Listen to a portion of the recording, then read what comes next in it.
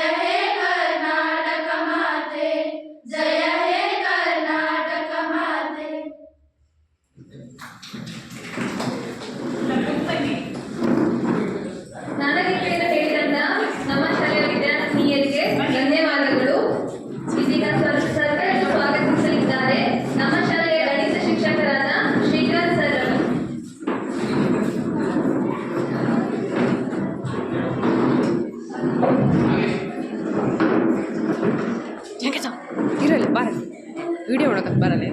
ಎಲ್ಲರಿಗೂ ನಮಸ್ಕಾರ. ಬೈಯಲ್ವಾ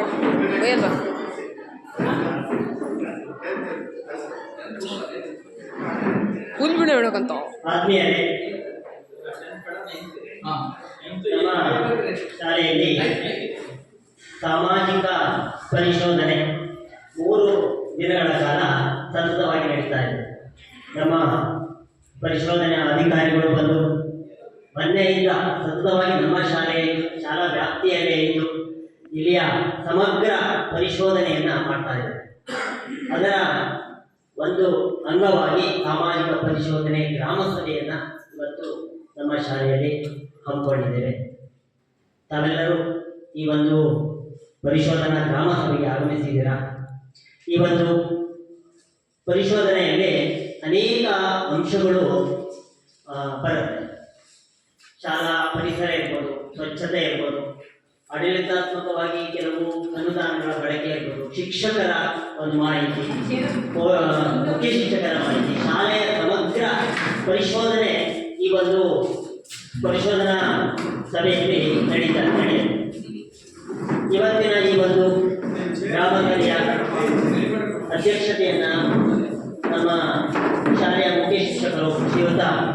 ಪರಶುರಾಮ ಅವರು ವಹಿಸಿಕೊಂಡು ಈ ಕಾರ್ಯಕ್ರಮವನ್ನು ಈ ಒಂದು ಸಭೆಯ ಅಧ್ಯಕ್ಷತೆಯನ್ನು ನಮ್ಮ MS ದೊಡ್ಡಮನಿ ಉಪವಲಯ ಅರಣ್ಯಾಧಿಕಾರಿಗಳು ವಹಿಸಿಕೊಂಡಿದ್ದಾರೆ.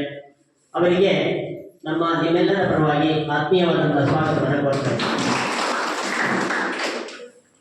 ಹಾಗೆ ಈ ಒಂದು ಗ್ರಾಮ ಸಭೆಯಲ್ಲಿ ನಮ್ಮ ಲೆಕ್ಕ ಪರಿಶೋಧನಾ ಅಧಿಕಾರಿಗಳಾಗಿ ಆಗಮಿಸಿರ್ತಕ್ಕಂಥ ಶ್ರೀಯುತ ದೇವೇಂದ್ರ ಅವರು ಕೂಡ ಉಪಸ್ಥಿತರಿದ್ದಾರೆ. ಅವರಿಗೂ ಕೂಡ ಎಲ್ಲರ ಪರವಾಗಿ ಸ್ವಾಗತವನ್ನು ಕೋರ್ತಾರೆ. ಹಾಗೆ ಈ ಒಂದು ಗ್ರಾಮ ಸಭೆಗೆ ಪ್ರಾಸ್ತಾವಿಕ ನುಡಿಯನ್ನ ಹೇಳಲಿರ್ತಕ್ಕಂತಹ ಶ್ರೀಯುತ ನಾಗೇಶ್ ದೇವಿ, ಸಾಮಾಜಿಕ ಪರಿಶೋಧನೆ ತಾಲೂಕು ಕಾರ್ಯಕ್ರಮ ವ್ಯವಸ್ಥಾಪಕರು, ತಾಲೂಕು ಪಂಚಾಯತಿ ಹೊಸನಗರ, ಇವರು ಕೂಡ ಉಪಸ್ಥಿತರಿದ್ದಾರೆ. ಅವರಿಗೂ ಕೂಡ ಎಲ್ಲರ ಪರವಾಗಿ ಸ್ವಾಗತವನ್ನು ಕೋರ್ತಾ ಇದ್ದಾರೆ. ಹಾಗೆಯೇ ನಮ್ಮ ಶಾಲೆಯ ಮುಖ್ಯ ಶಿಕ್ಷಕರು ಶ್ರೀಯುತ ಪರಶುರಾಮ ಪ್ರಸಾದ್ ಅವರು ಕೂಡ ಈ ಒಂದು ಗ್ರಾಮ ಸಭೆಯಲ್ಲಿ ಉಪಸ್ಥಿತರಿದ್ದಾರೆ. ಅವರಿಗೂ ಕೂಡ ಆತ್ಮೀಯವಾದಂತಹ ಸ್ವಾಗತವನ್ನು ಕೋರ್ತಾ ಇದ್ದಾರೆ. ಹಾಗೆ ಈ ಒಂದು ಸಭೆಗೆ ಆಗಮಿಸಿರುವಂತಹ ನಮ್ಮ ಗ್ರಾಮ ಪಂಚಾಯತಿಯ ಸದಸ್ಯರಾಗಿರ್ತಕ್ಕಂತಹ ಶ್ರೀಯುತ ಚಂದ್ರಶೇಖರ್ ಅವರು ಕೂಡ ಆಗಮಿಸಿದ್ದಾರೆ. ಅವರಿಗೂ ಕೂಡ ಎಲ್ಲರ ಪರವಾಗಿ ಸ್ವಾಗತವನ್ನು ಕೋರ್ತಾ ಇದ್ದಾರೆ. ಹಾಗೆ ನಮ್ಮ SDMCಯ ಸದಸ್ಯರಾಗಿರ್ತಕ್ಕಂಥ ಶ್ರೀಯುತ ನಾಗರಾಜ್ ಅವರು ಕೂಡ ಈ ಒಂದು ಸಭೆಯಲ್ಲಿ ಉಪಸ್ಥಿತರಿದ್ದಾರೆ. ಅವರಿಗೂ ಕೂಡ ಎಲ್ಲರ ಪರವಾಗಿ ಸ್ವಾಗತವನ್ನು ಕೋರ್ತಾ ಇದ್ದಾರೆ. ಹಾಗೆ ಈ ಒಂದು ಕಾರ್ಯಕ್ರಮಕ್ಕೆ ಆಗಮಿಸಿರುವಂತಹ ಎಲ್ಲ ನಮ್ಮ ಗ್ರಾಮದ ಎಲ್ಲ ಪೋಷಕರಿಗೂ ಕೂಡ ಆತ್ಮೀಯವಾದಂತಹ ಸ್ವಾಗತವನ್ನು ಕೋರ್ತಾ ಇದ್ದೇನೆ. ಹಾಗೆಯೇ ಈ ಒಂದು ಸಭೆಯಲ್ಲಿ ಉಪಸ್ಥಿತರಿರುವಂತಹ ನನ್ನ ಎಲ್ಲ ಸಹೋದ್ಯೋಗಿ ಮಿತ್ರರು, ಸಿಬ್ಬಂದಿ ವರ್ಗದವರು ಎಲ್ಲರಿಗೂ ಕೂಡ ಮತ್ತೊಮ್ಮೆ ಆತ್ಮೀಯವಾದಂತಹ ಸ್ವಾಗತವನ್ನು ಕೋರ್ತಾ ನನ್ನ ಮುಗಿಸ್ತಾ ಇದ್ದೇನೆ.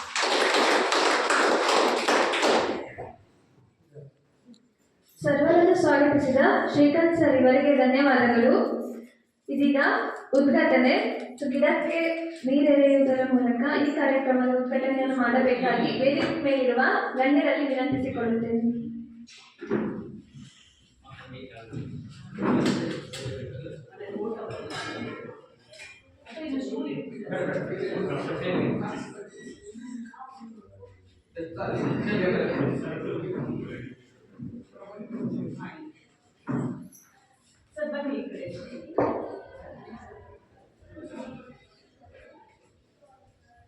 ಸರ್ ಅಧ್ಯಕ್ಷ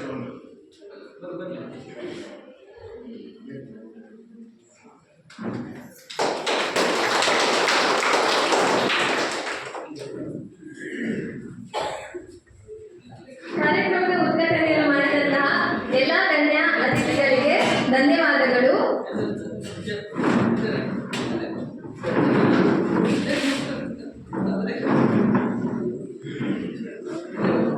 ಇದೀಗ ಆಗಮಿಸಿದಂತಹ ನಮ್ಮ ಶಾಲೆಯ SDMC ಅಧ್ಯಕ್ಷರಾದಂತಹ ರಮೇಶ್ ಸರ್ ಇವರಿಗೂ ಕೂಡ ಸ್ವಾಗತವನ್ನು ಕೋರುತ್ತೇನೆ.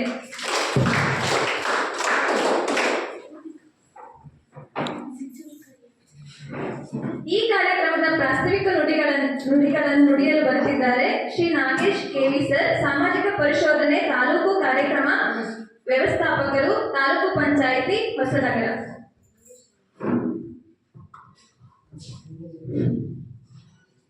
ಎಲ್ಲರಿಗೂ ನಮಸ್ಕಾರ.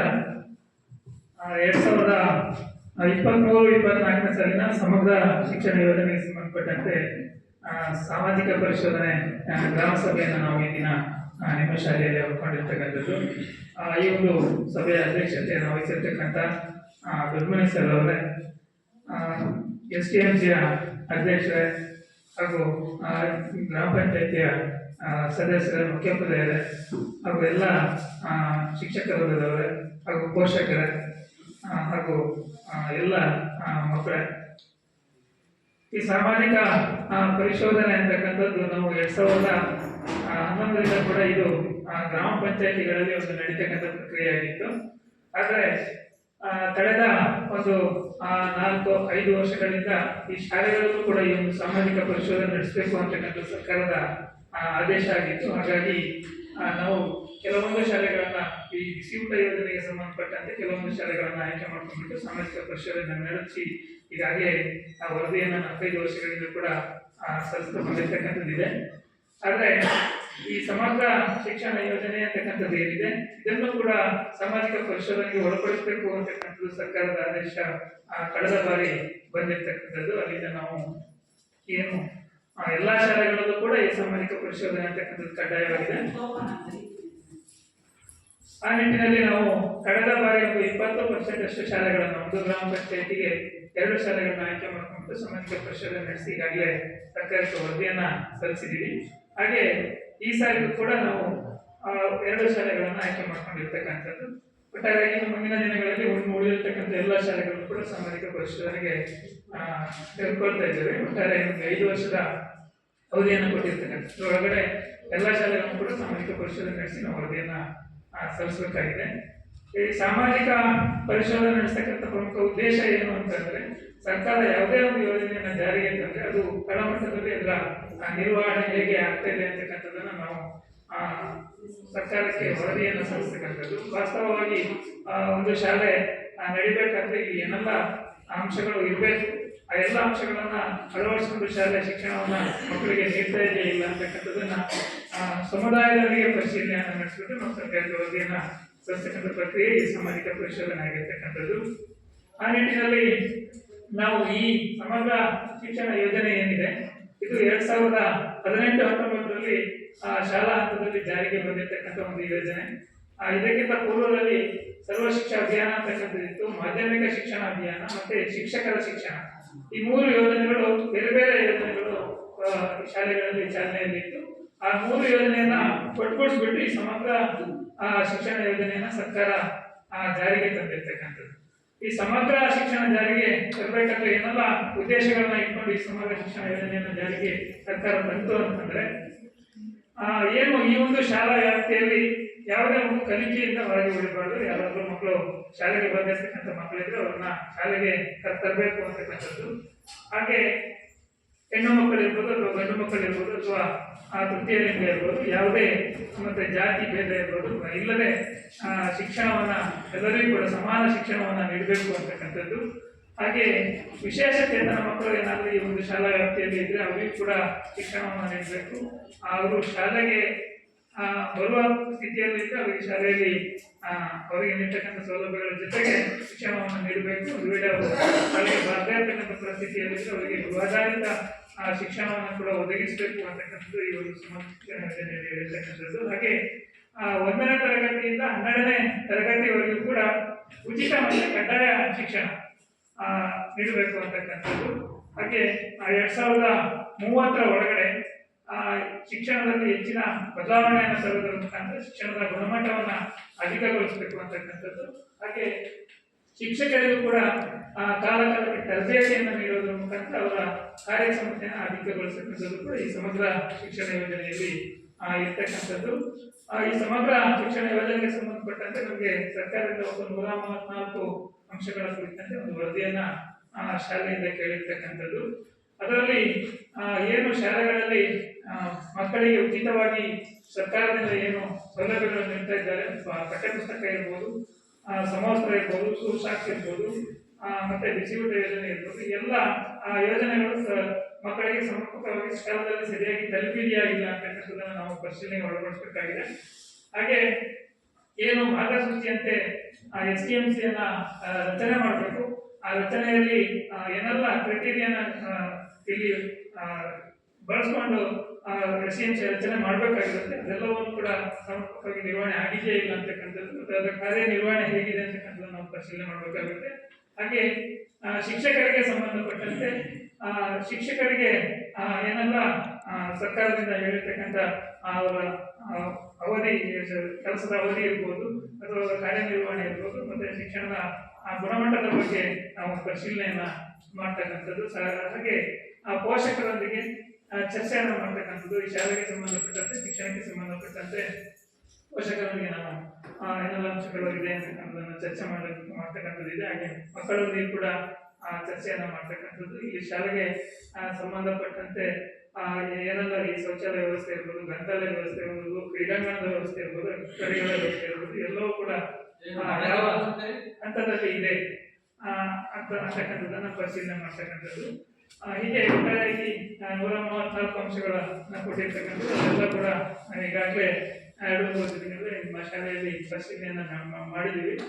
ಅದಕ್ಕೆ ಸಂಬಂಧಪಟ್ಟಂತೆ ಈ ಸಾಮಾಜಿಕ ಪರಿಶೋಧನೆ ಆಗಿರೋದ್ರಿಂದ ಇದೊಂದು ವಿಭಿನ್ನ ಪ್ರಕ್ರಿಯೆ ಆಗಿರ್ತಕ್ಕಂಥದ್ದು. ನೀವೆಲ್ಲ ಆಡಿಟ್ಗಳನ್ನ ನೋಡಿರ್ಬೋದು, ನಾವು ದಾಖಲಾತಿಗಳನ್ನ ನೋಡ್ತೀವಿ, ಸರ್ಕಾರಕ್ಕೆ ಅದಕ್ಕೆ ವರದಿಯನ್ನ ಕೊಡ್ತೀವಿ. ಆದರೆ ಈ ಸಾಮಾಜಿಕ ಪರಿಶೋಧನೆಗೆ ಆ ಥರ ನಾವು ನೇರವಾಗಿ ವರದಿಯನ್ನ ಸರ್ಕಾರಕ್ಕೆ ಕೊಡ್ತಕ್ಕಂಥದ್ದು ಇರಲ್ಲ.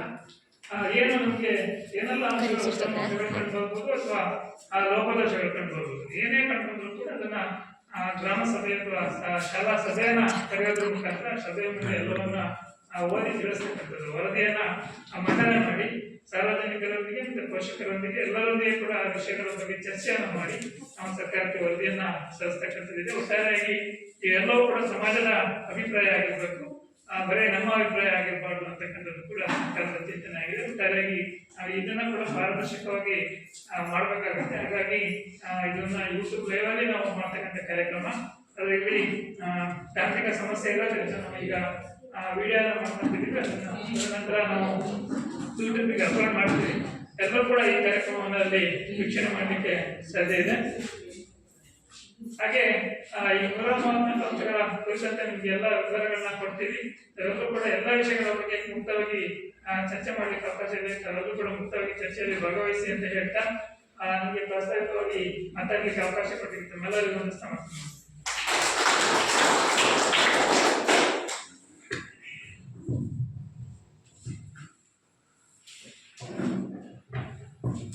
ಪ್ರಾಸ್ತಾವಿಕ ನುಡಿಗಳನ್ನು ಮಾತನಾಡಿದಂತಹ ಶ್ರೀ ನಾಗೇಶ್ ಕೆವಿ ಸರ್ ಇವರಿಗೆ ಧನ್ಯವಾದಗಳು.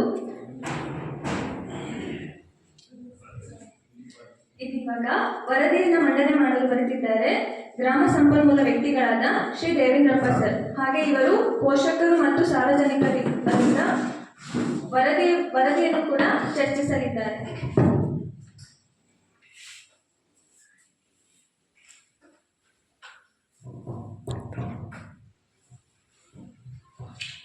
ಎಲ್ಲರಿಗೂ ನಮಸ್ಕಾರ. ಸಮಗ್ರ ಶಿಕ್ಷಣ ಯೋಜನೆಗೆ ಸಂಬಂಧಪಟ್ಟಿರ್ತಕ್ಕಂಥ ಸಾಮಾಜಿಕ ಪರಿಶೋಧನಾ ಗ್ರಾಮಸಭೆ ಈಗಿನ ನಿಮ್ಮ ಶಾಲೆಯಲ್ಲಿ ಈ ಗ್ರಾಮಸಭಾ ಅಧ್ಯಕ್ಷರೇ, ವೇದಿಕೆಯ ಮೇಲಿರತಕ್ಕಂಥ ಎಲ್ಲ ಗಣ್ಯರೇ, ಎಲ್ಲ STMC ಸದಸ್ಯರೇ, ಮುಖ್ಯ ಶಿಕ್ಷಕರೇ ಹಾಗೂ ಸಹ ಶಿಕ್ಷಕರೇ, ಎಲ್ಲ ಪೋಷಕರೇ ಹಾಗೂ ಗ್ರಾಮಸ್ಥರೇ ಹಾಗೂ ಮಕ್ಕಳೇ, ಸಮಗ್ರ ಶಿಕ್ಷಣ ಯೋಜನೆ ಸರ್ಕಾರಿ ಶಾಲೆಗಳಲ್ಲಿ ಅನುಷ್ಠಾನದಲ್ಲಿರ್ತಕ್ಕಂಥ ಶಿಕ್ಷಣ ಇಲಾಖೆಯ ಒಂದು ಪ್ರಮುಖವಾಗಿರ್ತಕ್ಕಂಥ ಒಂದು ಯೋಜನೆ. ಇದು 2018-19ರಿಂದ ಎಲ್ಲ ಸರ್ಕಾರಿ ಶಾಲೆಗಳಲ್ಲಿ ಜಾರಿಗೆ ಬಂದಿದೆ. ಈ ಹಿಂದೆ ಅನೇಕ ಯೋಜನೆಗಳಿದ್ದು ಆ ಯೋಜನೆಗಳೆಲ್ಲ ಒಟ್ಟುಗೂಡಿಸಿ ಈ ಸಮಗ್ರ ಶಿಕ್ಷಣ ಯೋಜನೆಯನ್ನು 2018ರಿಂದ ಸರ್ಕಾರ ಜಾರಿಗೆ ತಂದಿರ್ತಕ್ಕಂಥದ್ದು. ಅದರ ಪ್ರಕಾರ ಈ ಯೋಜನೆಯಲ್ಲಿ 134 ಮಾರ್ಗಸೂಚಿ ಅಂಶಗಳಿದೆ. ಆ ಎಲ್ಲ ಮಾರ್ಗಸೂಚಿ ಅಂಶಗಳನ್ನು ಶಾಲೆಯಲ್ಲಿ ಅನುಷ್ಠಾನಗೊಳಿಸಿ ಮಕ್ಕಳಿಗೆ ಪರಿಣಾಮಕಾರಿಯಾಗಿರ್ತಕ್ಕಂಥ ಗುಣಮಟ್ಟದ ಶಿಕ್ಷಣವನ್ನು ನೀಡಬೇಕು ಅಂತ ಹೇಳಿ ಸರ್ಕಾರ ಉದ್ದೇಶವನ್ನು ಇಟ್ಟುಕೊಂಡು ಆ ಯೋಜನೆಯನ್ನು ಜಾರಿಗೆ ತಂದಿರತಕ್ಕಂಥದ್ದು. ಆ ಎಲ್ಲ ಅಂಶಗಳನ್ನು ಮಾರ್ಗಸೂಚಿ ಅಂಶಗಳನ್ನು ಅಳವಡಿಸಿಕೊಂಡು ಶಾಲೆಯನ್ನು ಪರಿಣಾಮಕಾರಿಯಾಗಿ ನಿರ್ವಹಣೆ ಮಾಡಿದಲ್ಲಿ ಮಕ್ಕಳಿಗೆ ಗುಣಮಟ್ಟದ ಶಿಕ್ಷಣವನ್ನು ನೀಡಲಿಕ್ಕೆ ಸಾಧ್ಯತೆ ಇದೆ ಅಂತಕ್ಕಂಥ ಮನಗಂಡು ಸರ್ಕಾರ ಯೋಜನೆಯನ್ನು ಜಾರಿಗೆ ತಂದಿರತಕ್ಕಂಥದ್ದು. ಆ ಪ್ರಕಾರ ಆ ಯೋಜನೆಯನ್ನು ಅನುಷ್ಠಾನಗೊಳಿಸಿ ಮಕ್ಕಳಿಗೆ ಗುಣಮಟ್ಟದ ಶಿಕ್ಷಣವನ್ನು ಶಾಲೆ ನೀಡ್ತಾ ಇಲ್ವಾ ಅಂತಕ್ಕಂಥದ್ದು ಸರ್ಕಾರಕ್ಕೆ ಗೊತ್ತಾಗಬೇಕಾಗಿದೆ.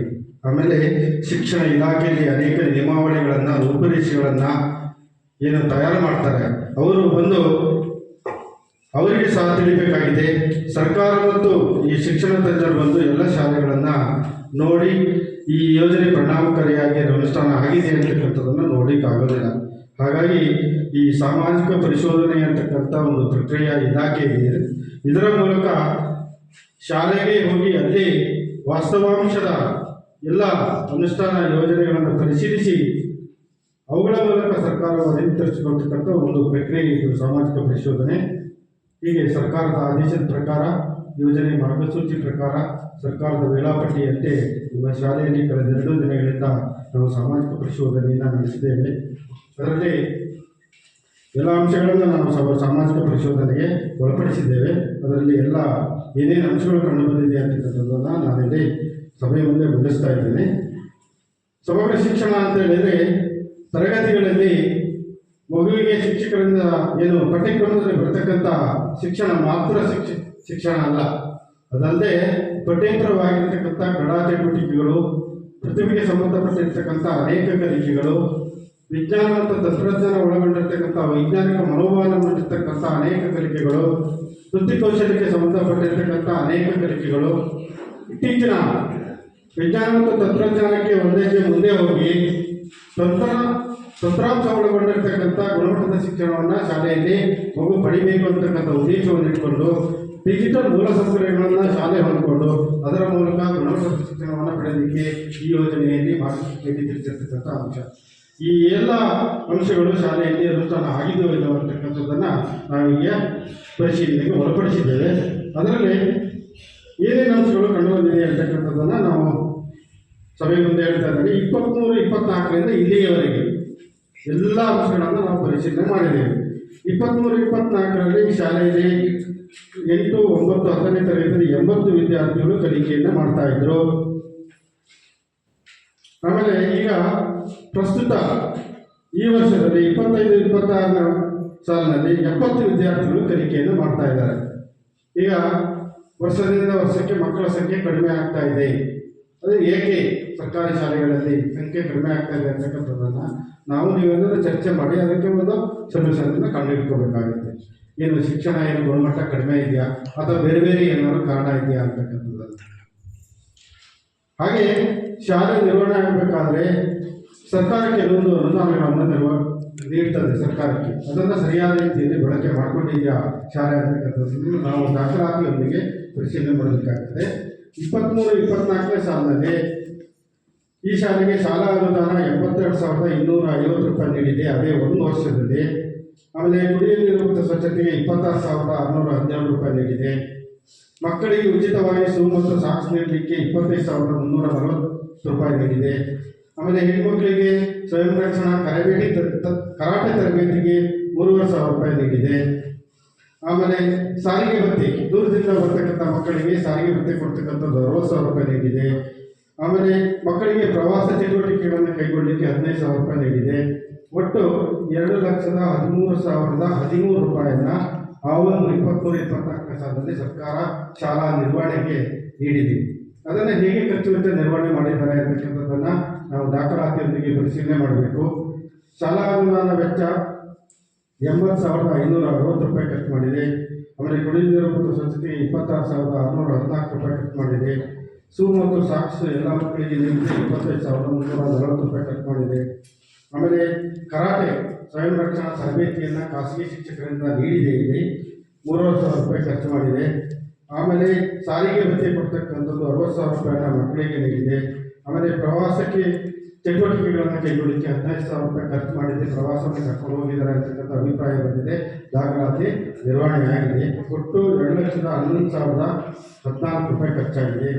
ಆ ವರ್ಷದಲ್ಲಿ 1,999 ರೂಪಾಯಿ ಉಳಿಕೆಯಾಗಿರ್ತಕ್ಕಂಥದ್ದು. ಇದಕ್ಕೆ ಸಂಬಂಧಪಟ್ಟಿರ್ತಕ್ಕಂಥ ಏನು ದಾಖಲಾತಿ ಇದೆ ಅದನ್ನೆಲ್ಲ ನಾವು ನೋಡಿದ್ದೇವೆ. ಸಂಬಂಧಪಟ್ಟಿರ್ತಕ್ಕಂಥ ಖರೀದಿ ವೆಚ್ಚ ಏನಿದೆ ಅದನ್ನು ನಾವು ಪರಿಶೀಲನೆ ಮಾಡಿದ್ದೇವೆ. ಎಲ್ಲವೂ ಸಹ ಖರ್ಚು ವೆಚ್ಚಗಳ ಸರಿಯಾಗಿ ನಿರ್ವಹಣೆ ಆಗಿರ್ತಕ್ಕಂಥದ್ದು ನಮಗೆ ಕಂಡು ಬಂದಿದೆ.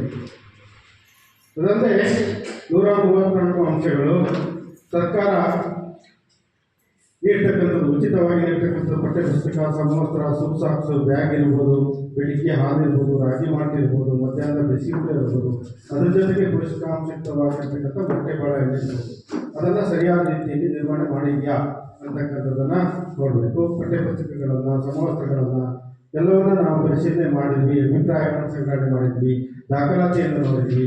ಎಲ್ಲವೂ ಉತ್ತಮವಾಗಿ ನಿರ್ವಹಣೆ ಆಗಿರ್ತಕ್ಕಂಥದ್ದು ಕಂಡುಬಂದಿದೆ ಶಾಲೆಯಲ್ಲಿ.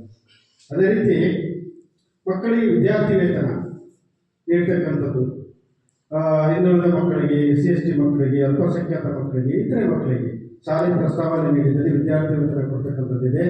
ಇಲ್ಲಿ SC/ST ಮಕ್ಕಳಿಗೆ ಬಂದಿದೆ, ಉಳಿದ ಯಾವುದೇ ಮಕ್ಕಳಿಗೆ ಬಂದಿಲ್ಲ ಅಂತಕ್ಕಂಥದ್ದು ಅಭಿಪ್ರಾಯ ಬಂದಿದೆ. ಆಮೇಲೆ ನಿಯಮಾನುಸಾರ ಅರ್ಹ ಮಕ್ಕಳಿಗೆ ಸಾರಿಗೆ ವ್ಯವಸ್ಥೆಯನ್ನು ನೀಡಲಾಗಿದೆ. ಇಲ್ಲಿ 23-24ರಲ್ಲಿ 60,000 10 ಮಕ್ಕಳಿಗೆ ಬಂದಿದೆ. ಇಲ್ಲಿ ಬಹಳ ದೂರದಿಂದ ಕಚ್ಚಾ ದಾರಿಯಲ್ಲಿ, ಹೊಳೆಯಾಟಗಳನ್ನು ದಾಟಿ ಕಾಡು ದಾರಿಯಲ್ಲಿ ಬರ್ತಕ್ಕಂಥ ಮಕ್ಕಳಿಗೆ ವರ್ಷಕ್ಕೆ 6,000 ರೂಪಾಯಿ ಒಂದು ಮಕ್ಕಳಿಗೆ ಕೊಡ್ತಕ್ಕಂಥ ವ್ಯವಸ್ಥೆ ಇದೆ. ಇಲ್ಲಿ 10 ಮಕ್ಕಳಿಗೆ ಆ ಒಂದು ಅವಧಿಯಲ್ಲಿ ಬಂದಿದೆ. ಆಮೇಲೆ ಒಂದು ಪ್ರೌಢಶಾಲಾ ಅಂತ ಹೇಳಿದ್ರೆ ಒಂದು ಮುಖ್ಯ ಶಿಕ್ಷಕರು ಇರಬೇಕು, ವಿಷಯವಾರ ಶಿಕ್ಷಕರು ಇರಬೇಕು, ದೈಹಿಕ ಶಿಕ್ಷಕರು ಇರಬೇಕು, ಬೇರೆ ಬೇರೆ ಬೇರೆ ಶಿಕ್ಷಕರು ಇರಬೇಕು ಅಂತಕ್ಕಂಥ ನಿಯಮ ಇದೆ. ಇಲ್ಲಿ ಒಂದು ಮುಖ್ಯ ಶಿಕ್ಷಕರು ಇದ್ದಾರೆ, 6 ವಿಷಯವಾರ ಶಿಕ್ಷಕರು ಇರಬೇಕು ಅಂತಕ್ಕಂಥದ್ದಿದೆ, ಒಂದು ದೈಹಿಕ ಶಿಕ್ಷಕರು, 2 ವಿಷಯವಾರ ಶಿಕ್ಷಕರ ಕೊರತೆ ಇದೆ. ಇಂಗ್ಲಿಷ್ ಮತ್ತು ಹಿಂದಿ ಭಾಷೆಗೆ ಸಂಬಂಧಪಟ್ಟಿರ್ತಕ್ಕಂಥ ಕೊರತೆ ಇದೆ, ಒಂದು ದೈಹಿಕ ಶಿಕ್ಷಕರ ಕೊರತೆ ಇದೆ. ಈಗ ಪ್ರಸ್ತುತ ಬೇರೆ ಶಾಲೆಯಿಂದ ಒಬ್ಬರು ಬಂದಿದ್ದಾರೆ. ಈಗ ಪ್ರಸ್ತುತ ದೈಹಿಕ ಶಿಕ್ಷಕರ ಕೊರತೆ ಇರ್ತಕ್ಕಂಥದ್ದು ಇಲ್ಲಿದೆ, ವರದಿಯಲ್ಲಿ ನಾವು ಸೇರಿಸಿಕೊಳಿಸ್ತಾ ಇದ್ದೇವೆ. ಆಮೇಲೆ ಆರೋಗ್ಯ ಶಿಕ್ಷಕರು ಇದ್ದಾರಾ ಇಲ್ಲ ಅಂತಕ್ಕಂಥದ್ದು, ವೃತ್ತಿ ಶಿಕ್ಷಣಕ್ಕೆ ಸಂಬಂಧಪಟ್ಟಿರ್ತಕ್ಕಂಥ ಶಿಕ್ಷಕರು ಇರಬೇಕು ಅಂತಕ್ಕಂಥ ನಿಯಮ ಇದೆ. ಆ ರೀತಿಯಾಗಿರ್ತಕ್ಕಂಥ ಶಿಕ್ಷಕರು ಈ ಶಾಲೆಯಲ್ಲಿ ಇಲ್ಲ. ಪೂರ್ಣಾವಧಿಯ ಮುಖ್ಯ ಶಿಕ್ಷಕರನ್ನು ಹೊಂದಿರಬೇಕು ಅಂತಕ್ಕಂಥ ನಿಯಮ ಇದೆ. ಪೂರ್ಣಾವಧಿಯ ಮುಖ್ಯ ಶಿಕ್ಷಕರು ಇದ್ದಾರೆ. ಒಂದು ಪ್ರೌಢಶಾಲೆ ಅಂತ ಹೇಳಿದ್ರೆ ಈ ಯೋಜನೆಯ ಮಾರ್ಗಸೂಚಿ ಪ್ರಕಾರ ಒಂದು ಶೈಕ್ಷಣಿಕ ವರ್ಷದಲ್ಲಿ 249 ದಿನಗಳನ್ನು ಕೆಲಸವನ್ನು ನಿರ್ವಹಣೆ ಮಾಡಬೇಕು ಅಂತಕ್ಕಂಥ ನಿಯಮ ಇದೆ. 2023-24ರಲ್ಲಿ ನಿಮ್ಮ ಶಾಲೆ ಎಷ್ಟು ದಿನ ಕೆಲಸ ಮಾಡಿದೆ ಅಂತಕ್ಕಂಥದ್ದನ್ನು ನಾವು ದಾಖಲೆ ನೋಡಬೇಕಾಗುತ್ತೆ.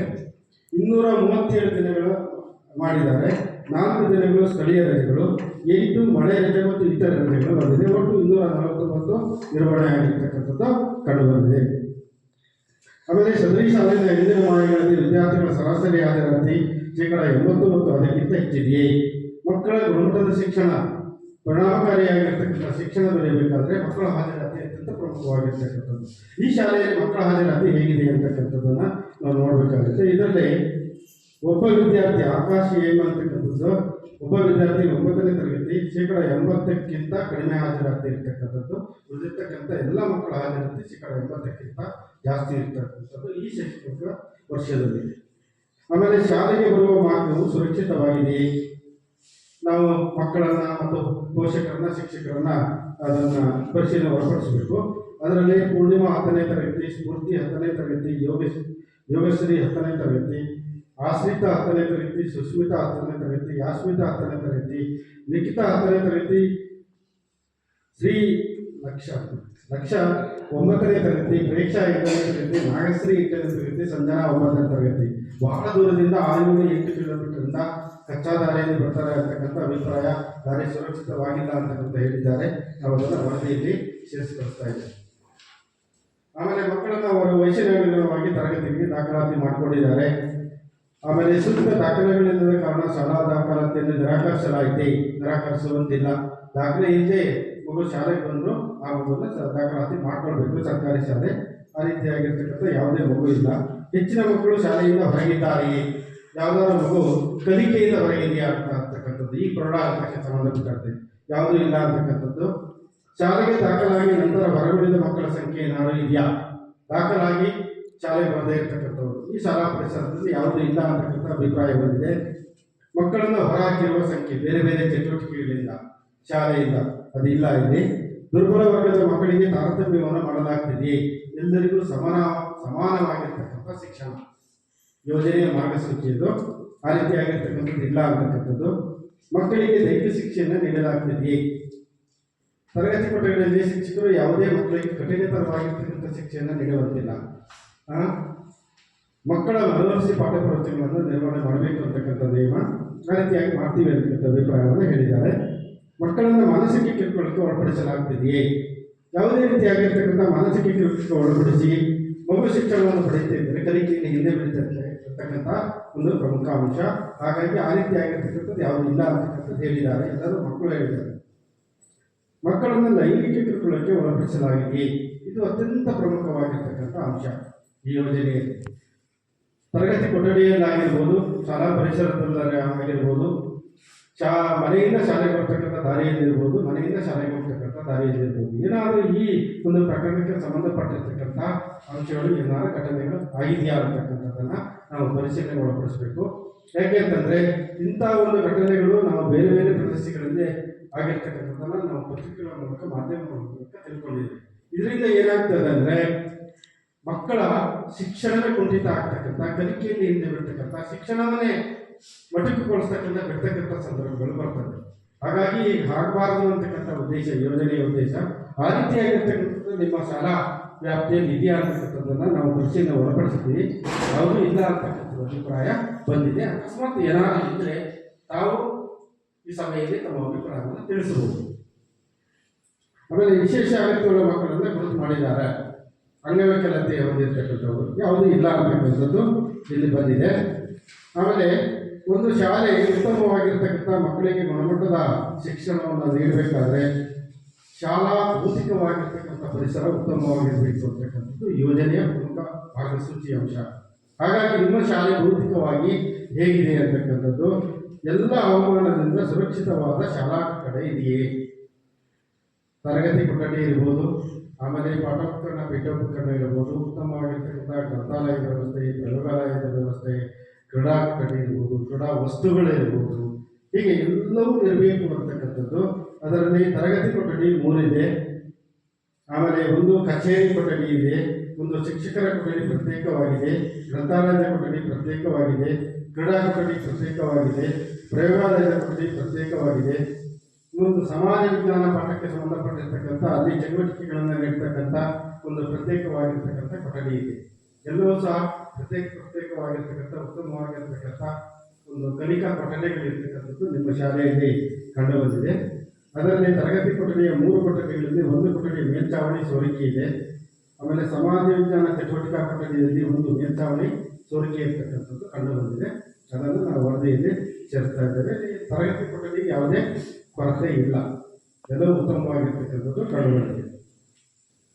ಬಾಲಕರು ಈಗ ಮಕ್ಕಳು ಕಲಿಕೆಯಲ್ಲಿ ಪಾಲ್ಗೊಳ್ಳಬೇಕಾದ್ರೆ ಒಂದು ಶಾಲೆ ಅಂತ ಹೇಳಿದ್ರೆ ಶೌಚಾಲಯ ಅತ್ಯಂತ ಪ್ರಮುಖವಾಗಿರ್ತಕ್ಕಂಥದ್ದು. ಯಾಕೆಂದರೆ ಮಕ್ಕಳು ಬಯಲು ಶೌಚಾಲಯಕ್ಕೆ ಶಾಲಾ ಸುತ್ತಮುತ್ತ ಎಲ್ಲೂ ಹೋಗುವಂಗಿಲ್ಲ, ಕಡ್ಡಾಯ ನಿಯಮ ಅದು.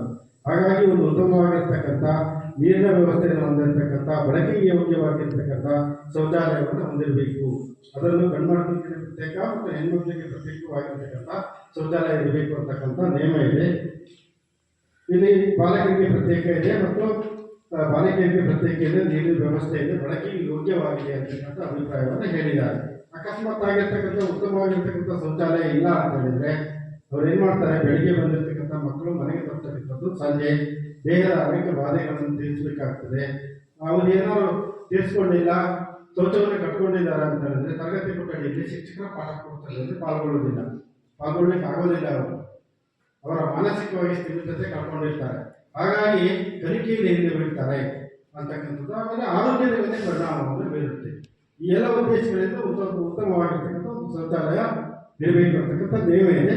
ಇಲ್ಲಿ ನಿಮ್ಮ ಶಾಲೆಯಲ್ಲಿ ಸಾಮಾನ್ಯವಾಗಿ ಒಂದು ಮಧ್ಯಮ ದರ್ಜೆಯ ಶೌಚಾಲಯ ಇದೆ, ಇನ್ನು ಹೊಸ ಶೌಚಾಲಯ ಒಂದು ನಿರ್ಮಾಣ ಹಂತದಲ್ಲಿ ಇದೆ. ಆಮೇಲೆ ವಿಶೇಷ ಅಗತ್ಯವುಳ್ಳ ಮಕ್ಕಳು ಬಳಸುವಂಥ ಶೌಚಾಲಯ ಇದೆಯೇ, ವಿಶೇಷ ಅಗತ್ಯವುಳ್ಳ ಮಕ್ಕಳು ಏನಾದರೂ ಶಾಲೆಗೆ ಬರ್ತಾ ಇದ್ದರೆ ಅವರಿಗೆ ಪ್ರತ್ಯೇಕ ಶೌಚಾಲಯ ಇರಬೇಕು ಅಂತಕ್ಕಂಥ ನಿಯಮ ಇದೆ. ಇಲ್ಲಿ ಇಲ್ಲ ಇದೆ. ಶಾಲೆಯಲ್ಲಿ ಸಾಕಷ್ಟು ಪ್ರಮಾಣದಲ್ಲಿ ನೀರಿನ ಸೌಲಭ್ಯ ಇದೆಯೇ, ಮಕ್ಕಳ ಆರೋಗ್ಯವನ್ನು ಕಾಪಾಡಲಿಕ್ಕೆ ಮಕ್ಕಳಿಗೆ ಕುಡಿಯುವುದಕ್ಕೆ ಮತ್ತು ಮಧ್ಯಾಹ್ನದ ಬಿಸಿಯೂಟಕ್ಕೆ ಸಂಬಂಧಪಟ್ಟ ಶುದ್ಧ ನೀರನ್ನು ಉಪಯೋಗಿಸಿಕೊಂಡು ಆಹಾರವನ್ನು ತಯಾರು ಮಾಡಬೇಕು. ಆಮೇಲೆ ಮಕ್ಕಳಿಗೆ ಶುದ್ಧೀಕರಿಸಿದ ನೀರನ್ನು ನೀಡಬೇಕು ಅಂತಕ್ಕಂಥ ನಿಯಮ ಇದೆ. ಆಮೇಲೆ ಇಲ್ಲಿ ಶುದ್ಧೀಕರಣ ಘಟಕ ಇದೆ, ಅದ್ರ ಮೂಲಕ ಶುದ್ಧೀಕರಣ ನೀರು ನೀಡಲಾಗ್ತಿದೆ ಅಂತಕ್ಕಂಥದ್ದು. ಆಮೇಲೆ ಕುಡಿಯುವ ನೀರಿನ ಗುಣಮಟ್ಟ ಉತ್ತಮವಾಗಿದೆಯೇ, ಪ್ರತಿ 6 ತಿಂಗಳಿಗೊಮ್ಮೆ ಮಕ್ಕಳು ಉಪಯೋಗಿಸ್ತಕ್ಕಂಥ ನೀರನ್ನು ಗುಣಮಟ್ಟವನ್ನು ಪರೀಕ್ಷೆ ಮಾಡಬೇಕು. ಸಂಬಂಧಪಟ್ಟಿರ್ತಕ್ಕಂಥ ಇಲಾಖೆ ಇದೆ, ಅದು ಕುಡಿಯಲಿಕ್ಕೆ ಯೋಗ್ಯವಾಗಿದೆಯಾ, ಆಮೇಲೆ ಮಧ್ಯಾಹ್ನ ಬಿಸಿಲೋದಕ್ಕೆ ಅದನ್ನು ಉಪಯೋಗಿಸಲಿಕ್ಕೆ ಯೋಗ್ಯವಾಗಿದೆ ಅಂತಕ್ಕಂಥದ್ದನ್ನು ಅದು ಪರೀಕ್ಷೆ ಮಾಡಿ ಅದರ ಒಂದು ದಾಖಲಾತಿಯನ್ನು ಶಾಲೆ ನಿರ್ವಹಣೆ ಮಾಡಬೇಕು. ಅದನ್ನು ಮಾಡಿದ್ದಾರೆ ಇಲ್ಲಿ. ಶಾಲೆಗೆ ವಿದ್ಯುತ್ ಸಂಪರ್ಕ ಇದೆಯೇ, ಎಲ್ಲ ತರಗತಿ ಕೊಠಡಿಗಳಲ್ಲಿ ವಿದ್ಯುತ್ ಕಾರ್ಯನಿರ್ವಹಿಸುತ್ತದೆಯೇ, ಮಕ್ಕಳು ಪರಿಣಾಮಕಾರಿಯಾಗಿರ್ತಕ್ಕಂಥ ಕಲಿಕೆಯಲ್ಲಿ ಪಾಲ್ಗೊಳ್ಳಬೇಕಾದ್ರೆ ತರಗತಿ ಕೊಠಡಿಯಲ್ಲಿ ಉತ್ತಮವಾಗಿರ್ತಕ್ಕಂಥ ಬೆಳಕಿನ ವ್ಯವಸ್ಥೆ ಇರಬೇಕು. ಸ್ವಾಭಾವಿಕ ಬೆಳಕಿರ್ಬೋದು, ಕೃತಕವಾಗಿರ್ತಕ್ಕಂಥ ಬೆಳಕಿರ್ಬೋದು. ಮತ್ತು ವಿಜ್ಞಾನ ಪಾಠ ಪ್ರವಚನಗಳನ್ನು ಮಾಡಬೇಕಾದ್ರೆ ಪ್ರಯೋಗಗಳನ್ನು ಮಾಡಬೇಕಾದ್ರೆ ವಿದ್ಯುತ್ತಿನ ಅವಶ್ಯಕತೆ ಇರ್ತದೆ. ಹಾಗಾಗಿ ವಿದ್ಯುತ್ ಸಂಪರ್ಕವನ್ನು ಹೊಂದಿರಬೇಕು ಅಂತಕ್ಕಂಥದ್ದು ಇಲ್ಲಿ ಶಾಲೆ ಹೊಂದಿದೆ. ಆಮೇಲೆ ಶಾಲೆಯ ಆವರಣದಲ್ಲಿ ಆಟದ ಮೈದಾನ ಇದೆ. ಪಠ್ಯೇತರವಾಗಿರ್ತಕ್ಕಂಥ ಚಟುವಟಿಕೆ ಕಲಿಕೆ ಆಗಬೇಕಾದ್ರೆ ಶಾಲೆ ಒಂದು ಸುಸಜ್ಜಿತವಾಗಿರ್ತಕ್ಕಂಥ ಎಲ್ಲ ಕ್ರೀಡಾ ಸ್ಪರ್ಧೆಗಳಿಗೆ ಅನುಕೂಲಕರವಾಗಿರ್ತಕ್ಕಂಥ ಕ್ರೀಡಾ ಅಂಕಣಗಳನ್ನು ಹೊಂದಿರತಕ್ಕಂಥ ಒಂದು ಕ್ರೀಡಾ ಮೈದಾನವನ್ನು ಹೊಂದಿರಬೇಕು ಅಂತಕ್ಕಂಥ ನಿಯಮ ಇದೆ. ನಿಮ್ಮ ಶಾಲೆಯಲ್ಲಿ ಅಲ್ಲಿ ಇದೆ, ಅಲ್ಲಿ ಆಟದ ಮೈದಾನ. ಶಾಲಾ ಆವರಣದ ಸುತ್ತಲೂ ಕಾಂಪೌಂಡ್ ಗೋಡೆ ಇದೆಯೇ, ಮಕ್ಕಳ ರಕ್ಷಣಾ ದೃಷ್ಟಿಯಿಂದ ಶಾಲೆಯ ಸುತ್ತ ಒಂದು ಕಾಂಪೌಂಡ್ ಗೋಡೆ ಇರಬೇಕು ಅಂತಕ್ಕಂಥದ್ದು. ಅಕಸ್ಮಾತ್ ಏನಾರ ಮಗು ಶಿಕ್ಷಕರ ಕಣ್ತಪ್ಪಿ ಶಾಲಾ ಪರಿಸರದಿಂದ ಹೊರಗಡೆ ಹೋದರೆ ಏನಾರು ಅನಾಹುತ ಆಗ್ಬೋದು ಅಂತಕ್ಕಂಥದ್ದು, ಅನಾನುಕೂಲ ಆಗ್ಬೋದು. ಅದಲ್ಲದೆ ಶಾಲೆಯ ಸುತ್ತಮುತ್ತ ಕಾಡು ಗಿಡಮರಗಳು ಏನೆಂದರೆ ಅನೇಕ ರೀತಿಯಾಗಿರ್ತಕ್ಕಂಥ ವಿಷಜಂತುಗಳು ತರಗತಿ ಕೊಠಡಿಗೆ ಬಂದು ಸೇರಿಕೊಂಡು ಮಕ್ಕಳಿಗೆ ಅದರಿಂದ ಅನಾನುಕೂಲ ಆಗ್ಬೋದು ಅಂತಕ್ಕಂಥ ದೃಷ್ಟಿಯಿಂದ, ರಕ್ಷಣಾ ದೃಷ್ಟಿಯಿಂದ ಶಾಲೆ ಕಾಂಪೌಂಡ್ ಇರಬೇಕು ಅಂತಕ್ಕಂಥ ನಿಯಮ ಇದೆ. ಇಲ್ಲಿ 10% ಮಾತ್ರ ಕಾಂಪೌಂಡ್ ಇಲ್ಲ, ಮತ್ತು 90% ಇರ್ತಕ್ಕಂಥದ್ದು ಕಂಡುಬಂದಿದೆ. ಶಾಲೆಯು ಗ್ರಂಥಾಲಯವನ್ನು ಹೊಂದಿದೆಯೇ? ಇದು ಅತ್ಯಂತ ಪ್ರಮುಖವಾಗಿರ್ತಕ್ಕಂಥ ವಿಷಯ. ಶಾಲೆ ಗ್ರಂಥಾಲಯವನ್ನು ಹೊಂದಿರಬೇಕು, ಅಲ್ಲಿ ಎಲ್ಲ ವಿಷಯದ ಪುಸ್ತಕಗಳಿರಬೇಕು. ಭಾಷೆಯನ್ನು ಕಲಿಸ್ತಕ್ಕಂಥದ್ದು, ವ್ಯಾಕರಣ, ಗ್ರಾಮರು, ಗಣಿತದ ಲೆಕ್ಕಗಳನ್ನು ಕಲಿಸ್ತಕ್ಕಂಥದ್ದು, ವಿಜ್ಞಾನದ ಅನೇಕ ವಿಭಾಗಗಳ ವಿಷಯಗಳನ್ನು ಕಲಿಸ್ತಕ್ಕಂಥದ್ದು, ಆಮೇಲೆ ಸಮಾಜ ವಿಜ್ಞಾನ, ಸಾಮಾನ್ಯ ಜ್ಞಾನ, ಪ್ರಚಲಿತ ಘಟನೆಗಳ ಅನೇಕ ವಿಷಯಗಳನ್ನು ಕಲಿಸ್ತಕ್ಕಂಥ ಗ್ರಂಥಾಲಯವನ್ನು ಹೊಂದಿರಬೇಕು, ಪುಸ್ತಕಗಳನ್ನು ಹೊಂದಿರಬೇಕು ಅಂತಕ್ಕಂಥ ನಿಯಮ ಇದೆ. ಯಾಕೆಂತಂದರೆ ಶಾಲೆಯಲ್ಲಿ ಮಕ್ಕಳಿಗೆ ಪಠ್ಯ ಪುಸ್ತಕದಲ್ಲಿ ಕೇವಲ 20-25 ಭಾಗದಷ್ಟು ಮಾತ್ರ ವಿಷಯ ಮಾತ್ರ ಕಲಿಕೆಗೆ ಸಿಗ್ತದೆ. ಅಷ್ಟೇ ವಿಷಯಗಳನ್ನು ಪ್ರೌಢ ಹಂತದಲ್ಲಿ ಕಲಿತರೆ ಸಾಕಾಗೋದಿಲ್ಲ. ಮುಂದಿನ ಅವರ ಉನ್ನತವಾಗಿರ್ತಕ್ಕಂಥ ಒಳ್ಳೊಳ್ಳೆ ಪದವಿಗಳನ್ನು ಪಡಿಬೇಕು, ಪದವಿಗಳನ್ನು ಪಡೆದುಕೊಂಡು ಹೊರಗಡೆ ಬರಬೇಕು, ಒಳ್ಳೆಯ ಉದ್ಯೋಗಗಳನ್ನು ಪಡಿಬೇಕು, ಒಳ್ಳೊಳ್ಳೆ ಕ್ಷೇತ್ರಗಳನ್ನು ಸಾಧನೆ ಮಾಡಬೇಕು ಅಂದರೆ ಪ್ರೌಢ ಹಂತದಲ್ಲಿ ಬರೀ ಪಠ್ಯ ಪುಸ್ತಕದಲ್ಲಿರ್ತಕ್ಕಂಥ ವಿಷಯಗಳನ್ನು ಮಾತ್ರ ತಿಳಿಸ್ಕೊಂಡ್ರೆ ಸಾಕಾಗೋದಿಲ್ಲ. ಹಾಗಾಗಿ ಗ್ರಂಥಾಲಯದಲ್ಲಿ ಎಲ್ಲ ವಿಷಯದ ಪುಸ್ತಕಗಳಿರಬೇಕು, ಅವುಗಳನ್ನು ಓದಿ ಜ್ಞಾನವನ್ನು ಸಂಪಾದನೆ ಮಾಡ್ಕೋಬೇಕು, ಮುಂದೆ ಮುಂದುವರಿಕೆ ಬರ್ತದೆ ಅಂತಕ್ಕಂಥ ಒಂದು ಮಾರ್ಗಸೂಚಿ ಅಂಶ. ಅದರ ಪ್ರಕಾರ ಇಲ್ಲಿ 3110 ಪುಸ್ತಕಗಳಿರ್ತಕ್ಕಂಥದ್ದು ಗ್ರಂಥಾಲಯದಲ್ಲಿ ಇದೆ. ಅದರಲ್ಲಿ ದಿನಪತ್ರಿಕೆ ಇರಬೇಕು ಅಂತಕ್ಕಂಥದ್ದಿದೆ, ಆಮೇಲೆ ನಿಯತಕಾಲಿಕೆಗಳಿರಬೇಕು ಅಂತಕ್ಕಂಥದ್ದಿದೆ, ಎಲ್ಲ ವಿಷಯದ ಪುಸ್ತಕಗಳಿರಬೇಕು ಅಂತಕ್ಕಂಥದ್ದಿದೆ, ಆಮೇಲೆ ಗ್ರಂಥಾಲಯದ ಅವಧಿಯನ್ನು ನಮೂದು ಮಾಡಬೇಕು ಅಂತಕ್ಕಂಥದ್ದು, ಆಮೇಲೆ ಮಕ್ಕಳಿಗೆ ನೀಡ್ತಕ್ಕಂಥದ್ದು ಹಂಚಿಕೆ ರಿಜಿಸ್ಟರ್ ಮೇಂಟೈನ್ ಮಾಡಬೇಕು ಅಂತಕ್ಕಂಥದ್ದಿದೆ. ಇದೆಲ್ಲವೂ ಸಾಮಾನ್ಯವಾಗಿ ನಿಮ್ಮ ಶಾಲೆಯಲ್ಲಿ ಉತ್ತಮವಾಗಿ ನಿರ್ವಹಣೆ ಆಗ್ತಿರ್ತಕ್ಕಂಥದ್ದು ಕಂಡು ಬಂದಿದೆ. ಆಮೇಲೆ ಮಕ್ಕಳಿಗೆ ಕ್ರೀಡಾ ಸಾಮಗ್ರಿಗಳು, ಕ್ರೀಡಾ ಸ್ಪರ್ಧೆಗೆ ಅನುಕೂಲಕರವಾಗಿರ್ತಕ್ಕಂಥ ಎಲ್ಲ ಸಾಮಗ್ರಿಗಳನ್ನು ನಮ್ಮ ಶಾಲೆ ಹೊಂದಿದೆ. ಎಲ್ಲ ತರಗತಿಗಳಲ್ಲಿ ಕಲಿಕಾ ಬೋಧನಾ ಸಾಮಗ್ರಿಗಳು ಲಭ್ಯವಿದೆ. ಶಿಕ್ಷಕರು ಪಾಠ ಪ್ರವಚನಗಳನ್ನು ನಿರ್ವಹಣೆ ಮಾಡಬೇಕಾದ್ರೆ ಕಲಿಕಾ ಟೀಚಿಂಗ್ ಏಡ್ಸ್ ಅಂತಕ್ಕಂಥದ್ದು ಅದನ್ನು ಬಳಸ್ಕೊಂಡು ಪಾಠ ಮಾಡಬೇಕು ಅಂತಕ್ಕಂಥ ನಿಯಮ ಇದೆ. ಅದನ್ನು ಬಳಸ್ಕೊಳ್ತಾ ಇದ್ದಾರೆ ಅಂತಕ್ಕಂಥ ಅಭಿಪ್ರಾಯ ಬಂದಿದೆ. ಡಿಜಿಟಲ್ ಮೂಲಸೌಕರ್ಯಗಳು ಲಭ್ಯವಿದೆಯೇ? ಒಂದು ಉತ್ತಮವಾಗಿರ್ತಕ್ಕಂಥ ವಿಜ್ಞಾನ ತಂತ್ರಜ್ಞಾನ ಹೊಂದಿರತಕ್ಕಂಥ ತಂತ್ರಾಂಶ ಒಳಗೊಂಡಿರ್ತಕ್ಕಂಥ ಮಕ್ಕಳಿಗೆ ಗುಣಮಟ್ಟದ ಶಿಕ್ಷಣ ದೊರೆಯಬೇಕಾದ್ರೆ ಶಾಲೆಯಲ್ಲಿ ಡಿಜಿಟಲ್ ಮೂಲಸೌಕರ್ಯಗಳಿರಬೇಕು ಅಂತಕ್ಕಂಥದ್ದು. ಕಂಪ್ಯೂಟರ್ಗಳಿರಬೇಕು, ಲ್ಯಾಪ್ಟಾಪ್ಗಳಿರಬೇಕು, ಪ್ರೊಜೆಕ್ಟರ್ಗಳಿರಬೇಕು, ಸ್ಮಾರ್ಟ್ ಬೋರ್ಡ್ಗಳಿರಬೇಕು, ಸ್ಮಾರ್ಟ್ ಟಿವಿಗಳಿರಬೇಕು ಅಂತಕ್ಕಂಥದ್ದು.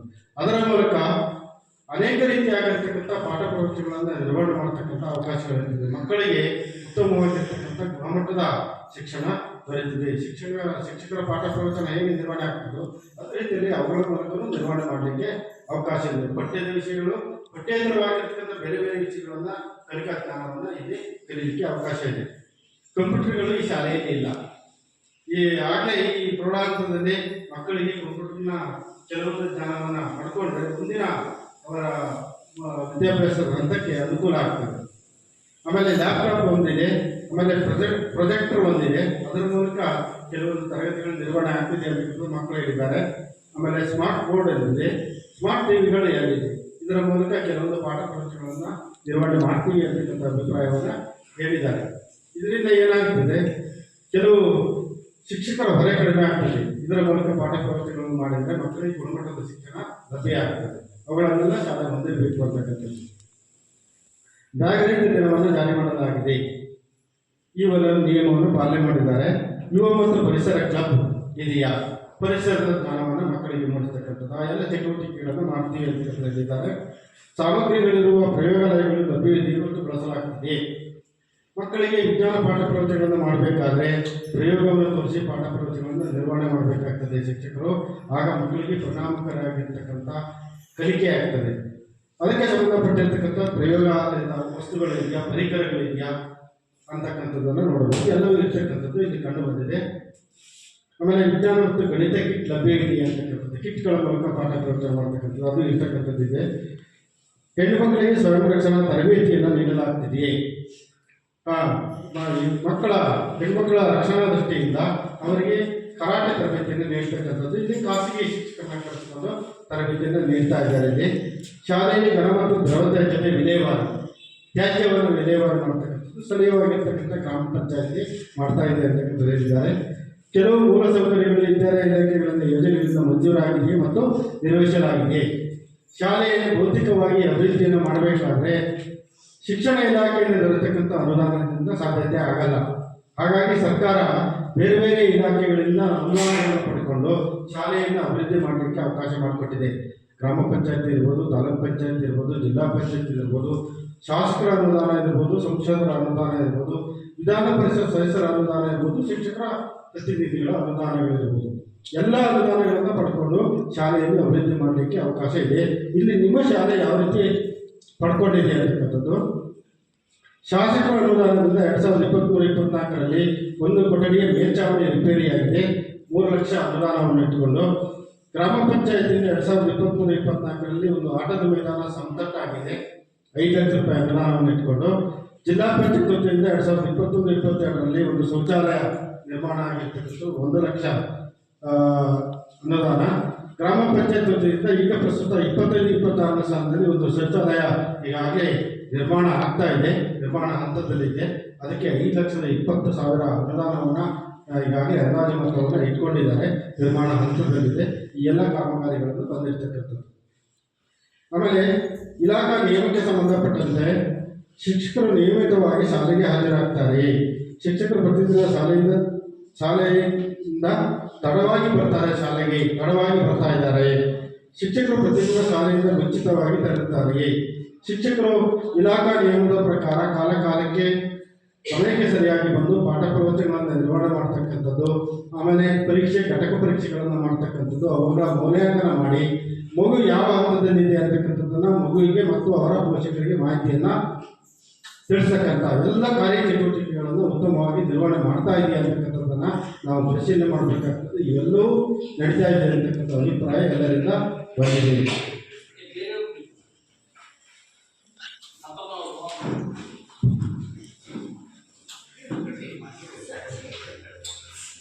ಆಮೇಲೆ ಶಾಲೆಯಲ್ಲಿ ಸಾಕಷ್ಟು ಶಿಕ್ಷಕರಿದ್ದಾರೆ.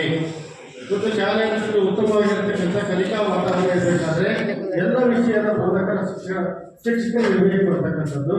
ಇಲ್ಲಿ ಅದೇ 3 ಶಿಕ್ಷಕರ ಕೊರತೆ ಇದೆ. 2 ವಿಷಯವಾದ ಶಿಕ್ಷಕರು, 1 ದೈಹಿಕ ಶಿಕ್ಷಕರ ಕೊರತೆ ಇದೆ. ಅದನ್ನು ನಾವು ಅರ್ಜಿಯಲ್ಲಿ ಸೇರಿಸ್ಕೊಳ್ತಾ ಇದ್ದೇವೆ. ಇತ್ತೀಚೆಗೆ ಶಿಕ್ಷಕರು ತರಬೇತಿಯನ್ನು ಪಡೆದಿದ್ದಾರೆಯೇ? ಕಾಲಕ್ಕೆ ಶಿಕ್ಷಣ ವ್ಯವಸ್ಥೆಯಲ್ಲಿ ಅನೇಕ ಬದಲಾವಣೆಗಳಾಗ್ತದೆ. ಆಮೇಲೆ ಆ ಬದಲಾವಣೆಗೆ ತಕ್ಕಂತೆ ಶಿಕ್ಷಕರು ತಯಾರಾಗಬೇಕಾಗ್ತದೆ. ಅವರ ಶಿಕ್ಷಕರ ಕಾರ್ಯಕ್ಷಮತೆಯನ್ನು ಹೆಚ್ಚಿಸಲು ಇಲಾಖೆ ಆಗಾಗ್ಗೆ ಅನೇಕ ತರಬೇತಿಗಳನ್ನು ನೀಡುತ್ತದೆ. ಅದನ್ನು ಪಡೆದಿದ್ದಾರೆ ಅಂತಕ್ಕಂಥದ್ದು. ಇತ್ತೀಚೆಗೆ ಯಾವುದೇ ತರಬೇತಿ ಪಡೆದಿಲ್ಲ ಅಂತಕ್ಕಂಥ ಅಭಿಪ್ರಾಯ ಬಂದಿದೆ. ಆಮೇಲೆ ಮಕ್ಕಳ ಮ್ಯಾಪಿಂಗ್ ಜಾಡವಳಿಯ ಕಾರ್ಯವನ್ನು ಮಾಡಲಾಗಿದೆ, ಇದನ್ನು ಮಾಡಿದ್ದಾರೆ. ಶಾಲೆಯನ್ನು ಇತರ ಉದ್ದೇಶಗಳಿಗಾಗಿ ಬಳಸಲಾಗ್ತದೆ. ಯಾವುದೇ ರಾಜಕೀಯ, ಸಾಮಾಜಿಕ, ಧಾರ್ಮಿಕ ಇತರ ಉದ್ದೇಶಗಳಿಗೆ ಶಾಲೆಯನ್ನು ಬಳಸುವುದಿಲ್ಲ, ಕಡ್ಡಾಯವಾಗಿದೆ, ಬಳಸ್ತಾ ಇಲ್ಲ ಅಂತಕ್ಕಂಥದ್ದು. ಪ್ರವೇಶ ಶುಲ್ಕ, ಕ್ಯಾಪ್ಟೇಷನ್ ಶುಲ್ಕ, ಅರ್ಜಿ ಶುಲ್ಕ, ಬೋಧನಾ ಶುಲ್ಕ, ಇತರೆ ಶುಲ್ಕಗಳನ್ನು ಪಡೆಯಲಾಗ್ತಿದೆ. ಏಕೆಂದರೆ ಎಲ್ಲ ಉಚಿತವಾಗಿರ್ತಕ್ಕಂಥ ಶಿಕ್ಷಣ ಸರ್ಕಾರದಿಂದ. ಇಲ್ಲಿ 9 ಮತ್ತು 10ನೇ ತರಗತಿಗೆ ಒಂದು ವಿದ್ಯಾರ್ಥಿಗೆ 20 ರೂಪಾಯಿಗಳ ಅಭಿವೃದ್ಧಿ ಶುಲ್ಕ ಅಂತಕ್ಕಂಥದ್ದು ತಗೊಳ್ತಾ ಇದ್ವಿ. ಬಂದಿರ್ತಕ್ಕಂಥದ್ದು ಯಾವುದು ತಗೊಳ್ತಾ ಇಲ್ಲ ಅಂತಕ್ಕಂಥ ಅಭಿಪ್ರಾಯ ಬರ್ತಾ ಇದೆ. ಹಾಗೇನಾದರೂ ತೆಗೆದುಕೊಂಡಿದ್ದರೆ ನೀವು ತಮ್ಮ ಅಭಿಪ್ರಾಯವನ್ನು ತಿಳಿಸಬಹುದು. ಶಾಲಾ ಅಭಿವೃದ್ಧಿ ಮತ್ತು ಮೇಲುಸ್ತುವಾರಿ ಸಮಿತಿಯನ್ನು ರಚಿಸಲಾಗಿದೆ. ಒಂದು ಶಾಲೆಯ ಅಭಿವೃದ್ಧಿಯನ್ನು ಮಾಡಬೇಕಾದ್ರೆ ಶೈಕ್ಷಣಿಕವಾಗಿ ಮತ್ತು ಭೌತಿಕವಾಗಿ ಶಾಲೆ ಅಭಿವೃದ್ಧಿ ಆಗಬೇಕಾದ್ರೆ ಶಿಕ್ಷಕರ ಪಾತ್ರ ಎಷ್ಟಿದೆಯೋ ಅಷ್ಟೇ ಮಾತ್ರ ಶಾಲಾಭಿವೃದ್ಧಿ ಸಮಿತಿ ಇರ್ತದೆ. ಎಷ್ಟು ಕ್ರಿಯಾಶೀಲವಾಗಿರ್ತಕ್ಕಂಥ ಶಾಲಾಭಿವೃದ್ಧಿ ಸಮಿತಿ ಇರ್ತದೋ ಅಷ್ಟೇ ಶಾಲೆ ಎಲ್ಲ ರೀತಿಯಲ್ಲೂ ಅಭಿವೃದ್ಧಿಯನ್ನು ಕಾಣಲಿಕ್ಕೆ ಸಾಧ್ಯತೆ, ಒಂದು ಉತ್ತಮವಾಗಿರ್ತಕ್ಕಂಥ ಕಲಿಕಾ ವಾತಾವರಣ ಹೊಂದಲಿಕ್ಕೆ ಸಾಧ್ಯತೆ ಇದೆ. ಹಾಗೆ ನೋಡಿದಾಗ ನಿಮ್ಮ ಶಾಲೆಯಲ್ಲಿ ಉತ್ತಮವಾಗಿರ್ತಕ್ಕಂಥ ಶಾಲಾಭಿವೃದ್ಧಿ ಸಮಿತಿ ಇದೆ, ಆಗಾಗ ಭಾಗವಹಿಸ್ತದೆ, ಎಲ್ಲ ಯೋಜನೆಗಳನ್ನು ತಯಾರಿಸ್ತದೆ, ಶಾಲೆಯ ಅಭಿವೃದ್ಧಿಯ ಬಗ್ಗೆ ಗಮನವನ್ನು ಹರಿಸ್ತದೆ ಅಂತ ಮಾತನ್ನು ಹೇಳಿದ್ದಾರೆ, ಅಭಿಪ್ರಾಯವನ್ನು ಹೇಳಿದ್ದಾರೆ. ಆಮೇಲೆ ಆ ನಿಯಮದ ಪ್ರಕಾರ ಶಾಲಾಭಿವೃದ್ಧಿ ಸಮಿತಿ ಪ್ರತಿ ತಿಂಗಳು ಒಂದು ಸಭೆಯನ್ನು ಕರೀಬೇಕು. ಒಂದು ವರ್ಷದಲ್ಲಿ 12 ಸಭೆಗಳಾಗಬೇಕು. ಶಾಲೆಯ ಬಗ್ಗೆ ಚರ್ಚೆ ಆಗಿರ್ತಕ್ಕಂಥ ಎಲ್ಲ ಅಂಶಗಳು ಅದರಲ್ಲಿ ಅಡಕವಾಗಿರಬೇಕು ಅಂತಕ್ಕಂಥ ನಿಯಮ ಇದೆ. ಇಲ್ಲಿ ನಿಮ್ಮ ಶಾಲೆಯಲ್ಲಿ 2023-24ರಲ್ಲಿ 6 ಸಭೆಗಳಾಗಿರ್ತಕ್ಕಂಥದ್ದು ಕಂಡು ಬಂದಿದೆ. 12 ಸಭೆಗಳಾಗಬೇಕು ಅಂತಕ್ಕಂಥ ನಿಯಮ ಇದೆ. ಆಮೇಲೆ ಒಂದು ಶಾಲೆ ಅಂತ ಹೇಳಿದ್ರೆ ಇಲಾಖಾಧಿಕಾರಿಗಳು ಆಗಾಗ್ಗೆ ಭೇಟಿ ನೀಡಬೇಕು ಅಂತಕ್ಕಂಥದ್ದು ನಿಯಮ ಇದೆ. ಭೇಟಿ ನೀಡಿ ಇಲ್ಲಿರ್ತಕ್ಕಂಥ ಕಲಿಕಾ ವಾತಾವರಣಗಳ ಬಗ್ಗೆ ಮಾಹಿತಿಯನ್ನು ಇಲಾಖಾ ಮೇಲಾಂತಕ್ಕೆ ಮತ್ತು ಸರ್ಕಾರಕ್ಕೆ ತಲುಪಿಸಬೇಕು ಅಂತಕ್ಕಂಥದ್ದು.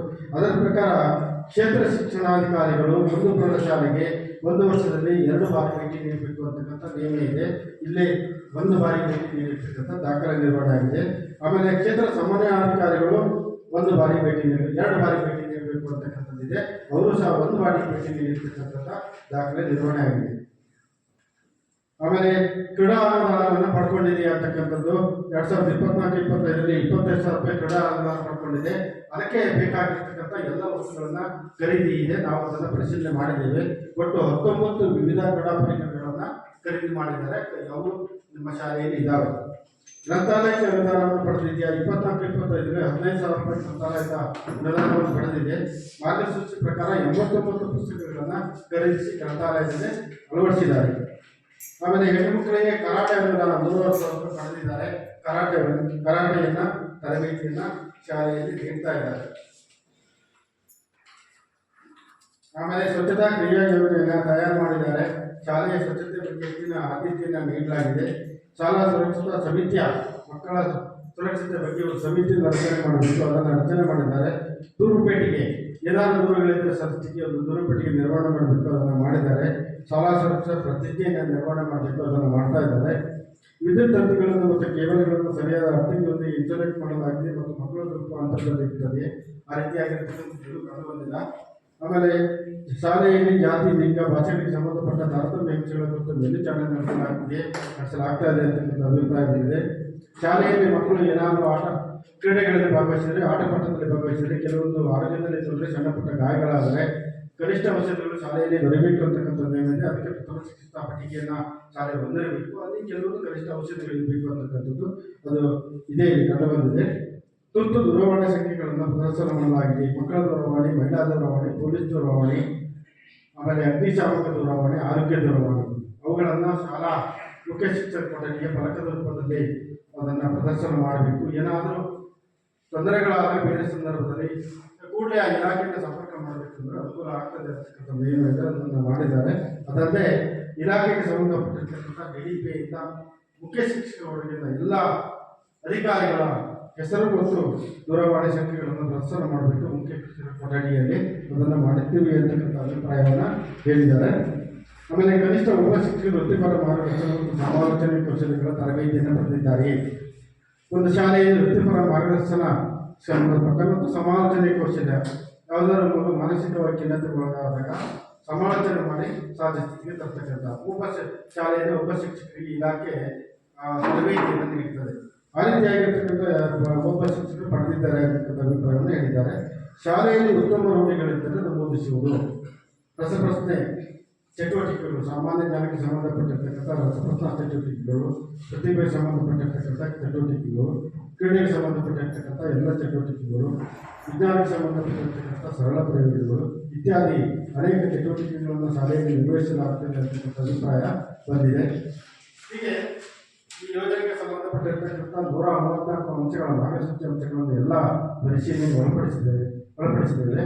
ಅದರನ್ನೆಲ್ಲ ಅಂಶಗಳನ್ನು ನಾವು ಈಗ ಸಭೆ ಮುಂದೆ ಏನೇ ಉತ್ತಮ ಅಂಶಗಳಿರ್ಬೋದು, ಲೋಪದ ಅಂಶಗಳಿರ್ಬೋದು, ಏನು ಕಂಡು ಬಂದಿದೆ ಅಂತಕ್ಕಂಥದ್ದನ್ನು ನಾನು ಹೇಳಿದ್ದೇನೆ. ಸಾಮಾನ್ಯವಾಗಿ ನಿಮ್ಮ ಶಾಲೆ ಹೆಚ್ಚಿನ ಎಲ್ಲ ಉತ್ತಮ ಅಂಶಗಳಿರ್ತಕ್ಕಂಥದ್ದು ಕಂಡು ಬಂದಿದೆ.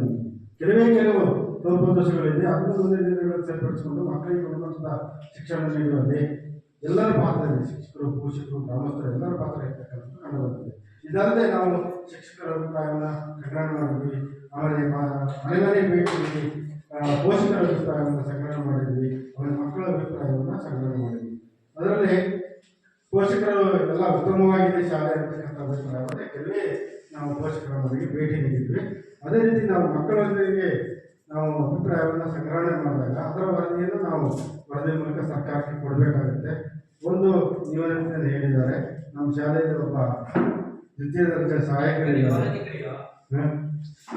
ದ್ವಿತೀಯ ದರ್ಜೆಯ ಸಹಾಯಕರಿದ್ದಾರೆ. ಅವರ ವರ್ತನೆ ವಿಭಿನ್ನವಾಗಿರ್ತದೆ ಬೇರೆ ಬೇರೆ ಸಂದರ್ಭಗಳಲ್ಲಿ ಅಂತಕ್ಕಂಥ ಅಭಿಪ್ರಾಯವನ್ನು ಹೇಳಿದ್ದಾರೆ. ಅದನ್ನು ತಾವೇ ಚರ್ಚೆ ಮಾಡಿ ಅದು ಏನು ಅಂತಕ್ಕಂಥದ್ದು ಅದಕ್ಕೆ ಸರಿಯಾದ ಒಂದು ಇದನ್ನು ಕಂಡ್ಕೊಳ್ತಕ್ಕಂಥದ್ದು. ಹೀಗೆ ಈ ಯೋಜನೆಗೆ ಸಂಬಂಧಪಟ್ಟಿರ್ತಕ್ಕಂಥ ಎಲ್ಲ ಅಂಶಗಳನ್ನು ನಾವೀಗ ಸಭೆಯ ಮುಂದೆ ಮಂಡಿಸಿದ್ದೇನೆ. ನಾವೆಲ್ಲರೂ ಚರ್ಚೆ ಮಾಡಿ ನಾವೇನು ಪರಿಶೀಲನೆ ಮಾಡಿದ್ವಿ ಆ ಅಂಶಗಳಂತೆ ಬೇರೆ ಏನಾದರೂ ಇದ್ದರೂ ಸಹ ನಾವು ಈ ಸಭೆಯಲ್ಲಿ ತಾವು ತಿಳಿಸಿ ಅದರ ಬಗ್ಗೆ ಚರ್ಚೆ ಮಾಡಿದರೆ ನಾವು ವರದಿ ಮೂಲಕ ಸರ್ಕಾರಕ್ಕೆ ಗಮನಕ್ಕೆ ತರ್ತೀವಿ. ಇದರಿಂದ ಏನಾಗ್ತದೆ ಅಂದರೆ ಮುಂದಿನ ದಿನಗಳಲ್ಲಿ ಎಲ್ಲ ಏನೋ ಕೆಲವೊಂದು ನ್ಯೂನತೆಗಳು ಬಂದರೆ ಅದನ್ನು ಸರಿಪಡಿಸಿಕೊಂಡು ಉತ್ತಮ ಕಲಿಕಾ ವಾತಾವರಣವನ್ನು ನಿರ್ಮಾಣ ಮಾಡ್ಕೊಳ್ಳೋದಕ್ಕೆ ಅವಕಾಶ ಆಗುತ್ತೆ. ಮಕ್ಕಳಿಗೆ ಹತ್ತಿರದಲ್ಲೇ ಉತ್ತಮವಾಗಿರ್ತಕ್ಕಂಥ ಒಂದು ಗುಣಮಟ್ಟದ ಶಿಕ್ಷಣವನ್ನು ನೀಡಲಿಕ್ಕೆ ಸಾಧ್ಯತೆ ಆಗುತ್ತೆ. ಅದರಲ್ಲೂ ಒಂದು ಮುಖ್ಯ ಅಂಶ ಅಂತ ಹೇಳಿದ್ರೆ ನೀವು ಇಲ್ಲೇ ಸುತ್ತಮುತ್ತಲ ಒಂದು ಉತ್ತಮವಾಗಿರ್ತಕ್ಕಂಥ ಗ್ರಾಮೀಣ ಪ್ರದೇಶದಲ್ಲಿ ನಾವು ನೋಡೋದಂತೆ ತಾಲೂಕಿನ ಎಲ್ಲ ಶಾಲೆಗಳನ್ನು ನಾವು ಪರಿಶೀಲನೆ ಮಾಡ್ತೇವೆ. ಅದರಲ್ಲಿ ನಿಮ್ಮ ಶಾಲೆ ಒಂದು ಉತ್ತಮವಾಗಿರ್ತಕ್ಕಂಥ ಗುಣಮಟ್ಟದ ಶಾಲೆ ಇದ್ದಂತೆ ನಮಗೆ ಮೇಲ್ನೋಟಕ್ಕೆ ಕಂಡು ಬಂದಿದೆ. ನೀವೇ ಇಲ್ಲಿ ಅದರ ಜೊತೆಗೆ ಇನ್ನೂ ಉತ್ತಮವಾಗಿರ್ತಕ್ಕಂಥ ಒಂದು ಶಾಲೆಯನ್ನಾಗಿ ಮಾರ್ಪಾಡು ಮಾಡಲಿಕ್ಕೆ ಶಿಕ್ಷಕರೊಂದಿಗೆ ನಿಮ್ಮ ಪಾತ್ರ ಅತ್ಯಂತ ಪ್ರಮುಖವಾಗಿರ್ತಕ್ಕಂಥ. ಹೀಗೆ ಈ ಎಲ್ಲ ವಿಷಯಗಳನ್ನು ತಿಳಿಸಲಿಕ್ಕೆ ಅವಕಾಶ ಕೊಟ್ಟಿರ್ತಕ್ಕಂಥ ತಮ್ಮೆಲ್ಲರಿಗೂ ಧನ್ಯವಾದಗಳು.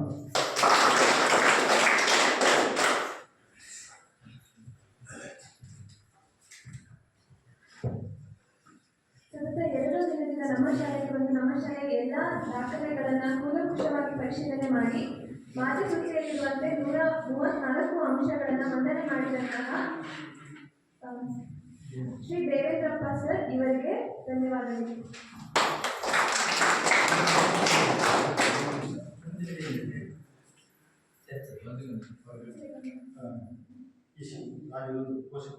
ವರದಿಗಳನ್ನು ಚರ್ಚೆ ಅಂತ ಪೋಷಕರು ಮತ್ತು ಸಾರ್ವಜನಿಕರಿಂದ ಈ ವರದಿಯ ಮೇಲಿನ ಚರ್ಚೆ ಇದೀವಾಗ. ಸೊ ಈ ಚರ್ಚೆಯನ್ನ ನೀವೆಲ್ಲರೂ ಸೇರಿ ಮಾಡಬೇಕು.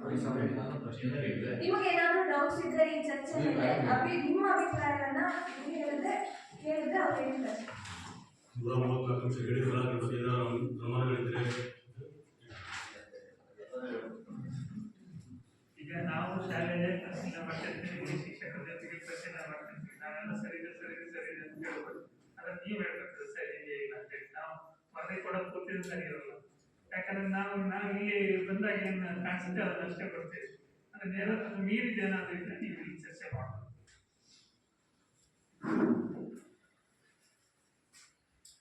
ಏನಾಗಿದೆಯಾ ನಿಮ್ಗೆ ಯಾರಿಗಾದ್ರೂ ಏನಾದರೂ ಅನಿಸಿದ್ರೆ ಈ ವರದಿ ಮೇಲೆ ಏನೇ ಡೌಟ್ಸ್ ಇದ್ರು ಇದ್ರ ಹತ್ರ ಚರ್ಚೆ ಮಾಡ್ಬೋದು. ಕೊಡ್ಬೋದಾ? ಹಾಗೆ ಅವ್ರಿಗೆ ಕೊಡ್ಬೋದಾ? ಹೀಗೆ ಓದಿದ್ರೆ ಕೊಡ್ಬೋದು. ಯಾವುದೇ ಡೌಟ್ ಇಲ್ಲ. ಯಾಕಂದ್ರೆ ವಾಸ್ತವಾಂಶ ಸರಿ ಇದೆ ಅನ್ಸುತ್ತೆ ವರದಿಯಲ್ಲಿ.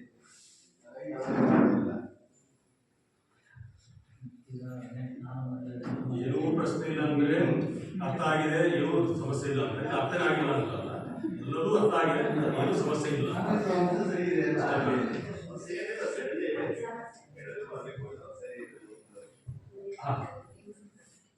ಮೊದಲನೇದಾಗಿ ಪೋಷಕರಿಗೆ ಧನ್ಯವಾದಗಳು. ವೇದಿಕೆ ಮೇಲಿರ್ತಕ್ಕಂಥ ಎಲ್ಲ ಸಾಮಾಜಿಕ ಲೆಕ್ಕ ಪರಿಶೋಧನೆಯ ಅಧಿಕಾರಿ ವರ್ಗದವರೇ, ಕೆಂಚೆ ಅಧ್ಯಕ್ಷರೇ ಮತ್ತು ಪೋಷಕರೇ, ವಿದ್ಯಾರ್ಥಿಗಳು. ಈಗ ನಮ್ಮ ಮತ್ತೆ 12ವರೆಗೆ ನಮಗೆ ಮ್ಯಾಥ್ಸ್ ಸಂಜೆಯಲ್ಲಿ ಒಂದು ಮೀಟಿಂಗ್ ಇದೆ ನಮ್ಮಲ್ಲಿ. ಹಾಗಾಗಿ ನಾವು ಅಲ್ಲಿ ಹೋಗ್ತೇವೆ. ವರದಿ ಏನು ಮಂಡಿಸಿದಾರಲ್ಲ ಆ ವರದಿಯನ್ನು ನಾವು ಆರ್ಥಿಕವಾಗಿ ಏನು ಹಣಕಾಸು ಬಂದಿದೆ ಖರ್ಚು ಮಾಡಿದೆ ಅದರ ಲೆಕ್ಕಾಚಾರವನ್ನು ಮಾತ್ರ ಮುಕ್ತವಾಗಿ ನಾವು ಅವರು ಮತ್ತು ಶಿಕ್ಷಕರು ವಿತ್ ವೋಚರು ರೆಕಾರ್ಡಿ ನೋಡಿದ್ದಾರೆ. ಅದು ಬಿಟ್ಟರೆ ಈ ಪೋಷಕರು ಮತ್ತು ಮಕ್ಕಳ ಹತ್ರ ಮಾಹಿತಿ ತಗೋಬೇಕಾದ್ರೆ ನಮ್ಮ ಟೀಚರ್ಸ್ ತಗೊಳ್ಳೋದಿಲ್ಲ. ಮೊನ್ನೆ ವಿಶೇಷ ಅಂತ ಹೇಳಿದ್ರೆ ನಾವು ಪೋಷಕರ ಯಾರು ಸಿಕ್ಕಿಲ್ಲ, ಗದ್ದೆಗೆ ಹೋಗಿದ್ದೀವಿ, ಗದ್ದೆ ಕೊಡಲಿದ್ರು ಅಲ್ಲೇ ಹೋಗಿ ಅವ್ರನ್ನ ಇದು ಮಾಡ್ಕೊಂಡು ಬಂದಿದ್ದೇವೆ.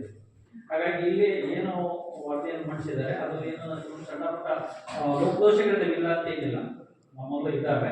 ಆ ಲೋಪದೋಷಗಳನ್ನು ಮುಂದಿನ ದಿನಗಳಲ್ಲಿ ಸರಿಪಡಿಸ್ಕೊಂಡು ಹೋಗ್ತೀವಿ. ಹಾಗಾಗಿ ಎಲ್ಲೂ 100% ಪರ್ಫೆಕ್ಟ್ ಎಲ್ಲೂ ಸಿಗೋದಿಲ್ಲ. ಈಗ 99% ಪರ್ಫೆಕ್ಟ್ ಅಂದ್ರೆ 1% ಪರ್ಫೆಕ್ಟ್ ಇಲ್ಲ ಅಂತ 100% ಆಗೋದಿಲ್ಲ. ಹಾಗಾಗಿ ನಮ್ಮಲ್ಲಿ ಸಣ್ಣ ಪುಟ್ಟ ಲೋಪದೋಷಗಳು ಹೇಳಿದ್ರು ಇದು ಮಾಡ್ಕೊಂಡು ಹೋಗ್ತೀವಿ. ಈಗ ಮತ್ತೆ ಶಿಕ್ಷಕರ 3 ಶಿಕ್ಷಕರ ಕೊರತೆಯನ್ನು ಈ ಡೇಟಿಗೆ ತೋರಿಸಿದ್ದೆ ನಾವು. ಇವತ್ತಿನ ದಿನಕ್ಕೆ 3 ಕೋಟಿ ಖಾಲಿ ಇದೆ. 2 ಜನ ಟ್ರಾನ್ಸ್ಫರ್ ತಗೊಂಡಿದ್ದಾರೆ ನಮ್ಮಲ್ಲಿಗೆ. ಅದರಲ್ಲಿ ಒಬ್ಬರು ಆಲ್ರೆಡಿ ಡೆಪ್ಯುಟೇಷನ್ ಬರ್ತಾ ಇದ್ದಾರೆ. ಇವರು ಸರ್ ನಾಗೇಶ್ ಎನ್ನೆಲ್ಲ ಅಪೇಕ್ಷೆಯಿಂದ ದೈಹಿಕ ಶಿಕ್ಷಣ ಶಿಕ್ಷಕರು ನಮ್ಮ ಶಾಲೆಗೆ ಈ ವಾರದಲ್ಲಿ 2 ದಿವಸ ಬರ್ತಾರೆ. ನೆಕ್ಸ್ಟ್ ರಜೆ ಮುಗಿದ್ರೆ ನಮ್ಮಲ್ಲಿನೇ ಇರ್ತಾರೆ. ಹಿಂದಿ ಮತ್ತು ನಮ್ಮಲ್ಲಿ ವ್ಯವಸ್ಥಿತ ಅಂತೇಳಿ ಹೊಸನಾಡಿಂದ ತಗೊಂಡಿದ್ದಾರೆ. ಅವರು ನಾಳೆ ಬರ್ತಾರೆ, ವಾರಕ್ಕೆ 2 ದಿವಸ ಬರ್ತಾರೆ, ಮತ್ತು ಮಾರ್ಚ್ ನಂತರ ಪೂರ್ತಿ ನಮ್ಮ ಶಾಲೆಯಲ್ಲಿ ಇರ್ತಾರೆ. ಈ ಸದ್ಯಕ್ಕೆ ಇಂಗ್ಲೀಷ್ ಕೋರ್ಟ್ ವೇಕೆನ್ಸಿ ಇದೆ, ಆದರೆ ನಾವು ವೇಕೆನ್ಸಿ ಅಂತ ಅನ್ಕೊಳ್ಳೋದಿಲ್ಲ. ಯಾಕಂದ್ರೆ ನಮ್ಮ ನಿರೂಪಣೆ ಮಾಡಿದಂಥ ಪೂಜಾ ಈ ನಮ್ಮಲ್ಲಿ ಟೀಚರ್ನ ರೆಗ್ಯುಲರ್ ಬರ್ತಾರೆ. ಹಾಗಾಗಿ ಶಿಕ್ಷಕರದ ಕೊರತೆ ಏನು ಅನಿಸಿತ್ತು ಆ ಕೊರತೆ ಈಗ ಸಾಮಾನ್ಯ ಮಟ್ಟಕ್ಕೆ ಬಂದಿದೆ. ಇನ್ನು ಮುಂದೆ ಸರಿ ಹೋಗುತ್ತೆ ತೊಂದರೆ ಇಲ್ಲ. ಅವರ ಬಿಟ್ಟಂತೆ ಮತ್ತಿನ್ನು ಶಾಲೆ ಉತ್ತಮ, ನಾನು ಮೊದಲೇ ಹೇಳ್ತೀನಿ, ಅವಾಗ ಮೊದಲೇ ಉತ್ತಮ ಶಾಲೆ ಮಾಡೋಣ ಅಂತೇಳಿ ನಿಮ್ಮೆಲ್ಲ ಸಹಕಾರ ಇದೆ. ಅದು ಇಲ್ಲಿಗೆ ಕೊನೆಯಾಗಬಾರ್ದು, ಯಾವತ್ತೂ ಉತ್ತಮ ಅನ್ಕೋಬಾರ್ದು, ಅದೇ ದೊಡ್ಡ ಸಮಸ್ಯೆ. ನಾವು 100% ಪರ್ಫೆಕ್ಟು ಅಂದರೆ ಮುಂದೆ ಎಲ್ಲೂ ದಾರಿ ಇರೋದಿಲ್ಲ. ಹಾಗಾಗಿ ನಾವು ಹೇಳೋದು ಎಲ್ಲೋ ಕೊರತೆಗಳಿದ್ದಾವೆ, ಆ ಕೊರತೆಗಳನ್ನು ಮುಂದುವರ್ಸ್ಕೊಂಡು ಹೋಗೋಣ. ಮತ್ತು ಇನ್ನೇನಾದರೂ ಗ್ರಾಮ ಪಂಚಾಯತ್ ಇದನ್ನು ಚರ್ಚೆ ಮಾಡಿ ನೀವು ಮುಂದುವರಿಸಿದ್ರಿ ಕಾರ್ಯಕ್ರಮ.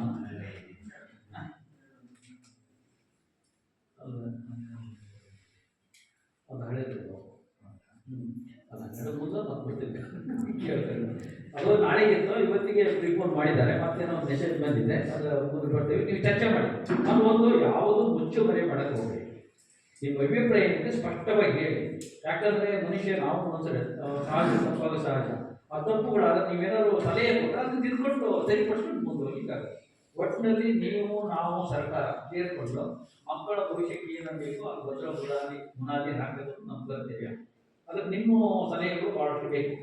ಆ ಸಲಹೆಗಳನ್ನು ಕೊಟ್ಟರೆ ಅದನ್ನು ನಾವು ಇಂಪ್ಲಿಮೆಂಟ್ ಮಾಡಿ ಶಾಲೆ ಉತ್ತಮ ಮಾಡೋಣ. ಸಭೆಯಲ್ಲಿ ಸ್ವಲ್ಪ ನಾವು ಮೀಟಿಂಗ್ ಏನಾಗಿದೆ ನೋಡ್ಕೊಂಡು ಬರ್ತೀವಿ. ಯಾಕಂದರೆ CS ಮೀಟಿಂಗ್ ಸಂಖ್ಯೆ ಹಾಗಾಗಿ ಅದು ನೋಡ್ಕೊಂಡಿಲ್ಲ ಅಂದ್ರೆ ಮತ್ತೆ ಬರ್ತೀವಿ. ಧನ್ಯವಾದ.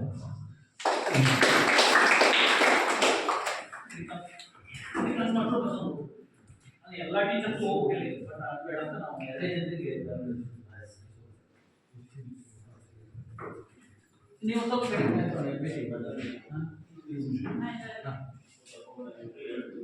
ಇನ್ನು ಕಾಲ ಗಂಟೆಯಲ್ಲಿ ಕಾರ್ಯಕ್ರಮ ಮುಗಿಯುತ್ತೆ. ಈಗ ಮೊದಲು ಚರ್ಚೆ ಮಾಡಲಿಕ್ಕೆ ಏನಾದಿದ್ರೆ ಆನಂತರ ಮಾಡುವುದಿಲ್ಲ. ಕಾರ್ಯಕ್ರಮ ಮುಗಿಯವರೆಗೂ ಅವಕಾಶ ಇದೆ. ನಿಮ್ಗೆ ಏನಾದರೂ ನಿಮಗೆ ಅಲ್ಲಿ ಹೇಳಿರ್ತಕ್ಕಂಥ ವಿಷಯಗಳಲ್ಲಿ ಅಥವಾ ಹೊಸದಾಗಿ ಹೇಳಬೇಕು ಅಂತ ಹೇಳಿ ಅನಿಸಿದ್ರೆ ಅಲ್ಲ, ಕಾರ್ಯಕ್ರಮ ಮುಗಿಯವರೆಗೂ ಅವಕಾಶ ಇದೆ, ಮಾತಾಡ್ಬೋದು. ಮಾತಾಡಿ ಅದಕ್ಕೆ ಸಂಬಂಧಪಟ್ಟಂತೆ ಅವರ ಒಂದು ಸಮಸ್ಯೆ ಆಗಿದ್ದರೆ ಒಂದು ಸೊಲ್ಯೂಷನ್ ಅಥವಾ ಇನ್ನೇನಿದ್ರೆ ಅವರ ವರದಿಯಲ್ಲಿ ಇನ್ನೊಂದು ಅಂಶವನ್ನು ಸೇರಿಸ್ಕೊಳ್ತಾರೆ, ಮುಂದಿನ ಕಾರ್ಯವನ್ನು ಅವ್ರು ಮಾಡ್ತಾರೆ. ಈಗ ಈ ಒಂದು ಸಾಮಾಜಿಕ ಪರಿಶೋಧನೆಯ ವಿಚಾರವಾಗಿ ನಮ್ಮ ಶಾಲೆಯ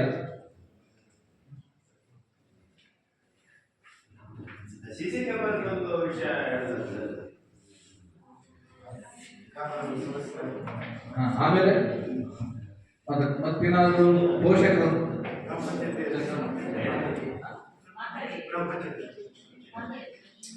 ಚಂದ್ರಶೇಖರ್ ಈ ಒಂದು ವಿಷಯವಾಗಿ ಶ್ರೀಯುತ ಚಂದ್ರಶೇಖರ್ ಅವರು ಮತ್ತು ಇವರು ಈ ಶಾಲೆಯ ಹಿತೈಷಿಗಳು ಈ ಒಂದು ಕಾರ್ಯಕ್ರಮ ಉದ್ದೇಶಿಸಿ ಮಾತನಾಡಬೇಕಂತ ವಿನಂತಿ ಮಾಡಿ.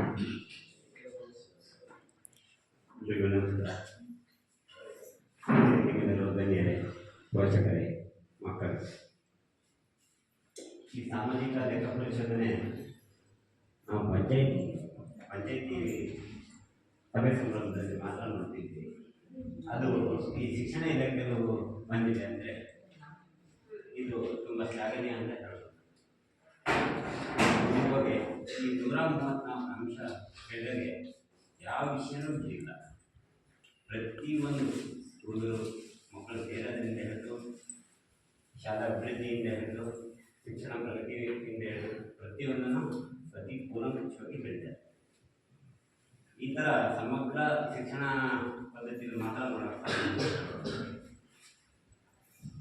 ಅದು ಬಿಟ್ಟು ಈ ಥರ ವ್ಯವಸ್ಥೆ ಖಾಸಗಿ ಶಾಲೆಯಲ್ಲಿ ಯಾವತ್ತೂ ನೋಡೋಕ್ಕಿಲ್ಲ. ಇದು ಸರ್ಕಾರಿ ಶಾಲೆಯಲ್ಲಿ ಇಂಥ ಒಂದು ಈ ಥರ ಅಭಿಪ್ರಾಯ ಅವಶ್ಯಕತೆ ಇದೆ. ಮತ್ತು STMC ಅಧ್ಯಕ್ಷರು ಮತ್ತು ಸದಸ್ಯರು ಪ್ರಶ್ನೆ ಮಾಡ್ಬೋದು. ಈ ಶಾಲೆಯಲ್ಲಿ ಎಷ್ಟು ಉತ್ತಮ ಮಟ್ಟದಲ್ಲಿ ತಗೊಂಡು ಹೋಗ್ಬೋದು ಅಂತ ಈ ಥರದ ಒಂದು ಚರ್ಚೆ ಆದರೆ ನಮಗೂ ಬಾಯಿ ಸಂತೋಷ ಆಗ್ತದೆ ಅಂತ ಹೇಳ್ಬೋದು. ಮತ್ತು ಈ ಶಿಕ್ಷಣ ಇಲಾಖೆಯಲ್ಲಿ ನಾವು ರಾಜಕೀಯ ಇಲಾಖೆಯಲ್ಲಿ ಭಾಷಣವಾಗಿ ಮಾಡೋಕ್ಕೆ ಬರೋದಿಲ್ಲ. ಅದೊಂದು ಸುಳ್ಳನ್ನು ಹಾಕಿಕೊಡ್ಬೋದೇ. ಇಲ್ಲಿ ಒಂದು ಸುಳ್ಳು ಇಟ್ಟಂಗಿಲ್ಲ. ಯಾಕೆ ಹೇಳಂಗಿಲ್ಲ ಅಂದರೆ ರಾಜಕಾರಣಿಗಳು ಹೇಳ್ತಾರೆ ಪರ್ಫೆಕ್ಟ್ ನಾನು 100% ನಂದು ಫಲಿತಾಂಶ ಸರಿ ಅಂತ. ಆದರೆ ಇಲ್ಲಿನ ಮುಖ್ಯ ಶಿಕ್ಷಕರು ಹೇಳಿದ್ರು ನಾವು 100 ಇಲ್ಲ ಅಂದರೆ ಇದೆಲ್ಲ ಸತ್ಯಕ್ಕೆ ಹತ್ತಿರ ಆಗಿರೋಂಥ ವಿಚಾರ. ಹೆಚ್ಚು ಹೇಳ್ತಾ ಹೆಚ್ಚು ವಿಷಯ ಇಲ್ಲ, ಇದರಲ್ಲಿ ಅವಕಾಶ ಮಾಡಿಕೊಟ್ಟ ಗಮನಿಸ್ತಾ ಮಾತು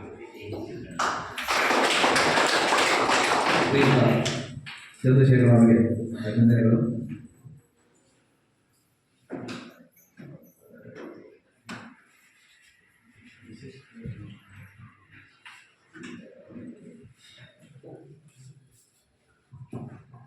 CC ಕ್ಯಾಮ್ರಾ ಮಾತಾಡ್ತಲ್ಲ ಹೇಳಿ ಮಾತಾಡ್ತಾರೆ, ಇಲ್ಲೇ ಬರೀ ಅಲ್ಲೇ ಮಾತಾಡಿ.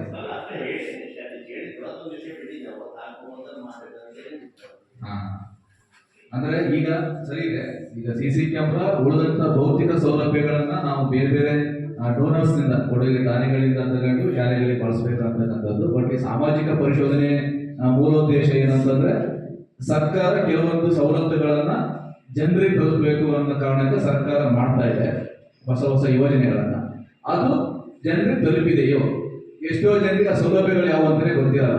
ಸಾಮಾನ್ಯವಾಗಿ ಸ್ವಾತಂತ್ರ್ಯ ಪೂರ್ವದಲ್ಲೆಲ್ಲ ಈ ಕಲ್ಯಾಣ ರಾಷ್ಟ್ರಗಳ ಕಲ್ಪನೆ ಇರಲಿಲ್ಲ ರಾಜ್ಯಗಳಿಗೆ. ಈಗೇನಪ್ಪಾ ಅಂದ್ರೆ ಯಾವುದೇ ಸರ್ಕಾರ ಬಂದರೂ ಕೂಡ ಜನರಿಗೆ ಮೂಲಭೂತ ಸೌಕರ್ಯಗಳು ಒದಗಿಸ್ತಕ್ಕಂಥದ್ದೇ ಅವರ ಮೂಲೋದ್ದೇಶ ಆಗಿರ್ತದೆ. ಆ ನಿಟ್ಟಿನಲ್ಲಿ ಒಂದಿಷ್ಟು ಕಾರ್ಯಕ್ರಮಗಳನ್ನ ಜಾರಿ ತರ್ತಾರೆ. ಅದು ಶಾಲೆ ಇರ್ಬೋದು, ಗ್ರಾಮ ಪಂಚಾಯತ್ ಇರ್ಬೋದು, ಬೇರೆ ಬೇರೆ ಇಲಾಖೆಗಳಿಗೆಲ್ಲ ಸರ್ಕಾರದಿಂದ ಕೆಲವೊಂದು ಯೋಜನೆಗಳು, ಆ ಯೋಜನೆಗಳ ಮೂಲಕ ಹಣವನ್ನ ಬಿಡುಗಡೆ ಮಾಡಿ ಅದು ಆ ಫಲಾನುಭವಿಗಳಿಗೆ ತಲುಪಬೇಕು. ಆ ಫಲಾನುಭವಿಗಳಿಗೆ ತಲುಪಿದೆಯೋ ಇಲ್ವೋ, ಅಥವಾ ಇಂಥ ಯೋಜನೆಗಳು ಜನರಿಗೆ ಗೊತ್ತೋ ಇಲ್ವೋ ಅಂತ ಉದ್ದೇಶದಿಂದ ಇಂಥ ಒಂದು ಮಹತ್ ಕಾರ್ಯವನ್ನು ಸರ್ಕಾರ ಕೈಗೊಂಡಿರ್ತಕ್ಕಂಥದ್ದು. ಇದರ ಭಾಗವಾಗಿ ಶಿಕ್ಷಕ ಅಭಿಪ್ರಾಯ ಅಂತ ಒಂದಿದೆ. ಶಿಕ್ಷಕರು ಏನು ಅಭಿಪ್ರಾಯ ವ್ಯಕ್ತಪಡಿಸತಕ್ಕಂಥದ್ದು ಇದೆ. ಈಗ ನಮ್ಮ ಆಸ್ ಎ ಟೀಚರ್, ನಾವು ಒಬ್ಬ ಶಿಕ್ಷಕರಾಗಿ ಮೊದಲು SSLC ನಮ್ಮ ಸ್ಕೂಲಿಗೆ ಸಂಬಂಧಪಟ್ಟಂತ ಹೇಳ್ಬೇಕಂದ್ರೆ ಹೈಸ್ಕೂಲ್ ಅಂತಕ್ಕಂಥದ್ದು ಅತ್ಯಂತ ಅಮೂಲ್ಯವಾಗಿರ್ತಕ್ಕಂಥ ಘಟ್ಟ. ಯಾವುದೇ ಮಗುವಿನ ಜೀವನದ ಅತ್ಯಂತ ಅಮೂಲ್ಯ ಘಟ್ಟ ಯಾವುದು ಅಂತ ಕೇಳಿದ್ರೆ ಪ್ರೌಢ ಶಿಕ್ಷಣ. ಪ್ರೌಢ ಶಿಕ್ಷಣ ಅಲ್ಲ ಮಗುವಿನ ಟರ್ನಿಂಗ್ ಪಾಯಿಂಟ್. ಯಾಕಂತಂದ್ರೆ ಅವರಿಗೆ ಬಹುಮುಖ ಪ್ರತಿಭೆಯ ಒಂದು ಅನಾವರಣಕ್ಕೆ ಅನೇಕ ಅವಕಾಶಗಳನ್ನು ಒದಗಿಸಿಕೊಳ್ಳಲಾಗುತ್ತೆ. ಆ ಮೂಲಕ ಆ ಮಕ್ಕಳು ಅಲ್ಲಿ ತಮ್ಮ ಪ್ರತಿಭೆಯನ್ನು ಪ್ರಚುರಪಡಿಸ್ತಾರೆ. ತಮ್ಮಲ್ಲಿರ್ತಕ್ಕಂಥ ವ್ಯಕ್ತಿತ್ವದಲ್ಲಿ ಅನೇಕ ಬದಲಾವಣೆಗಳು ಉಂಟಾಗುತ್ತೆ. ಆ ನಂತರ ಅವರು PUC ಹೋದ ನಂತರ ಆಯ್ಕೆಗಳಿರ್ತದೆ. ಹೈಸ್ಕೂಲ್ ನಲ್ಲಿ ಆಯ್ಕೆ ಇರೋದಿಲ್ಲ, ಎಲ್ಲದನ್ನೂ ಕಲಿಬೇಕು. ಅವರು ಎಲ್ಲ ಮೂಲಭೂತವಾಗಿ ಒಬ್ಬ ವಿದ್ಯಾರ್ಥಿ, ಒಬ್ಬ ವ್ಯಕ್ತಿ ಏನ್ ಕಲಿಬೇಕು ಎಲ್ಲ ಶಿಕ್ಷಣವನ್ನು ಕೂಡ ಒಟ್ಟಾರೆಯಾಗಿ ಹೈಸ್ಕೂಲ್ ನಲ್ಲಿ ಕಲಿತಾರೆ. ಆ ನಂತರ PUC ಹೋದ್ಮೇಲೆ ಅವರವರ ಮನೋಭಾವಕ್ಕೆ ತಕ್ಕಂತೆ ವಿಷಯಗಳನ್ನ ಆಯ್ಕೆ ಮಾಡ್ಕೊಂಡು arts, science, commerce, ITI, diploma ಹೀಗೆಲ್ಲ ಬೇರೆ ಬೇರೆ ವಿಷಯವನ್ನು ಆಯ್ಕೆ ಮಾಡ್ಕೊಳ್ತಾರೆ. ಅದಕ್ಕೆಲ್ಲ ಬೇಸ್ ಯಾವುದು ಅಂತಂದ್ರೆ ಫೌಂಡೇಶನ್ ಹೈಸ್ಕೂಲ್ ಶಿಕ್ಷಣ. ಅದಕ್ಕಾಗಿ ಆ ಶಿಕ್ಷಣಕ್ಕೆ ಅತ್ಯಮೂಲ್ಯವಾಗಿರ್ತಕ್ಕಂಥ ಮಹತ್ವ ಇದೆ. ಆ ಶಿಕ್ಷಣಕ್ಕೆ ಬರ್ತಕ್ಕಂಥ ಮಕ್ಕಳು, ಈಗ ನಿಮ್ಮ ಮಕ್ಕಳು ಬರ್ತಾ ಇದ್ದಾರೆ, ಆ ಮಕ್ಕಳಿಗೆ ಪಾಠ ಮಾಡ್ತಕ್ಕಂಥ ಸೌಭಾಗ್ಯ ನಮಗೂ ಇದೆ. ಈ ಶಿಕ್ಷಣವನ್ನ ಗಟ್ಟಿಗೊಳಿಸಬೇಕು ಅಂತಕ್ಕಂಥದ್ದು ಒಬ್ಬ ಶಿಕ್ಷಕರಾಗಿ ನಾನು ಹೇಳ್ತಕ್ಕಂಥದ್ದು. ಜೊತೆಗೆ education is only solution to all problems of the world ಅಂತ ಹೇಳ್ತಾರೆ. ಪ್ರಪಂಚದ ಯಾವುದೇ ಸಮಸ್ಯೆಗಳಿಗೆ ಏನಾದರೂ ಸೊಲ್ಯೂಷನ್ ಸಿಗುತ್ತೆ ಅಂದ್ರೆ ಎಜುಕೇಶನ್ ಇಂದ. ಇತ್ತೀಚೆಗೆ ನಾವು ಮೊಬೈಲ್ ಅಲ್ಲೆಲ್ಲ ನೋಡಿರ್ತೀವಿ, ಒಂದು 23-24 ವರ್ಷದ ಒಬ್ಬ ಲೇಡಿ ಬರ್ತಾರೆ, ಅಲ್ಲಿರ್ತಕ್ಕಂಥ ಗಣ್ಯರೆಲ್ಲ ಎದುರ್ಕೊಳ್ತಾರೆ. ದ ಪವರ್ ಆಫ್ ಎಜುಕೇಶನ್ ಅಂತ, ಅಂದ್ರೆ ಶಿಕ್ಷಣದ ಶಕ್ತಿ ಅಂತ. ಶಿಕ್ಷಣಕ್ಕೆ ಒಟ್ಟು ಶಕ್ತಿ ಯಾವುದಕ್ಕೂ ಇಲ್ಲ. ಒಂದು ಶಿಕ್ಷಣ ಪಡ್ಕೊಂಡಾಗ ಆತ ಆ ಒಂದು ಬುದ್ಧಿವಂತಿಕೆಯಿಂದ ಇಡೀ ಸಮಾಜವನ್ನ ಸುಧಾರಣೆ ಮಾಡ್ತಕ್ಕಂಥ ಒಂದು ಒಳ್ಳೆಯ ಮನೋಭಾವನೆ ಹೊಂತಾನೆ. ಆ ಒಳ್ಳೆಯ ಕೆಲಸ ಮಾಡ್ತಕ್ಕಂಥ ಕಾರಣಕ್ಕೋಸ್ಕರ ಅವನಿಗೆ ಸಮಾಜ ಗೌರವ ಕೊಡುತ್ತೆ. ಅಂದ್ರೆ ಇದೆಲ್ಲ ಸಿಗ್ತಕ್ಕಂಥ ಶಿಕ್ಷಣದಲ್ಲಿ ಆ ಶಿಕ್ಷಣಕ್ಕೆ ನಾವು ಪ್ರಾಮುಖ್ಯತೆಯನ್ನು ಕೊಡೋಣ ಅಂತ ಹೇಳ್ತಕ್ಕಂಥದ್ದು. ಜೊತೆಗೆ ಈ ಒಂದು ಶಾಲೆಯನ್ನು ತೆಗೆದುಕೊಂಡ್ರೆ ಉತ್ತಮವಾಗಿರ್ತಕ್ಕಂಥ ಆಸ್ ಎ ಟೀಚರ್, ನಾನೊಬ್ಬ ಶಿಕ್ಷಕ, ಸಹ ಶಿಕ್ಷಕನಾಗಿ ಹೇಳ್ತಕ್ಕಂಥದ್ದು ಉತ್ತಮವಾಗಿರ್ತಕ್ಕಂಥ ಒಂದು SDMC ಇದೆ. ಈಗಿರ್ತಕ್ಕಂಥ SDMC ಇರ್ಬೋದು, ಇದಕ್ಕಿಂತ ಮುಂಚಿರ್ತಕ್ಕಂಥ SDMC ಇರ್ಬೋದು. ಈ ಕೆಲವು ಕಡೆಗೆಲ್ಲ ಶಿಕ್ಷಕರಿಗೆ ಒಂದು 5 ನಿಮಿಷ ಏನೋ, ಈಗ ಸಾಮಾನ್ಯವಾಗಿ ನಾವೆಲ್ಲ ಅಗತ್ಯಕ್ಕಿಂತ ಬೇಗನೆ ಬಂದಿರ್ತೀವಿ, ಟೈಮ್ಕಿಂತ ಬೇಗನೆ ಬಂದಿರ್ತೀವಿ. ಮತ್ತು ಹೋಗೋರು ಕೂಡ 4:15 ಯಾರು ಹೋಗೋದು, ನಾವು 5:15 ಇಲ್ಲೇ ಇರ್ತೀವಿ. ಆದ್ರೆ ಕೆಲವು ಕಡೆ ಒಂದು 5 ನಿಮಿಷ ವ್ಯತ್ಯಾಸ ಆಯ್ತು ಅಥವಾ ಏನೋ ಒಂದು 5 ನಿಮಿಷ ಮುಂಚೆ ಹೋದ ಅನ್ನೋದಕ್ಕೂ ಪ್ರಶ್ನೆ ಮಾಡ್ತಕ್ಕಂಥದ್ದು. ಆಮೇಲೆ ಇಂಥದ್ದೇ ಇದೆ.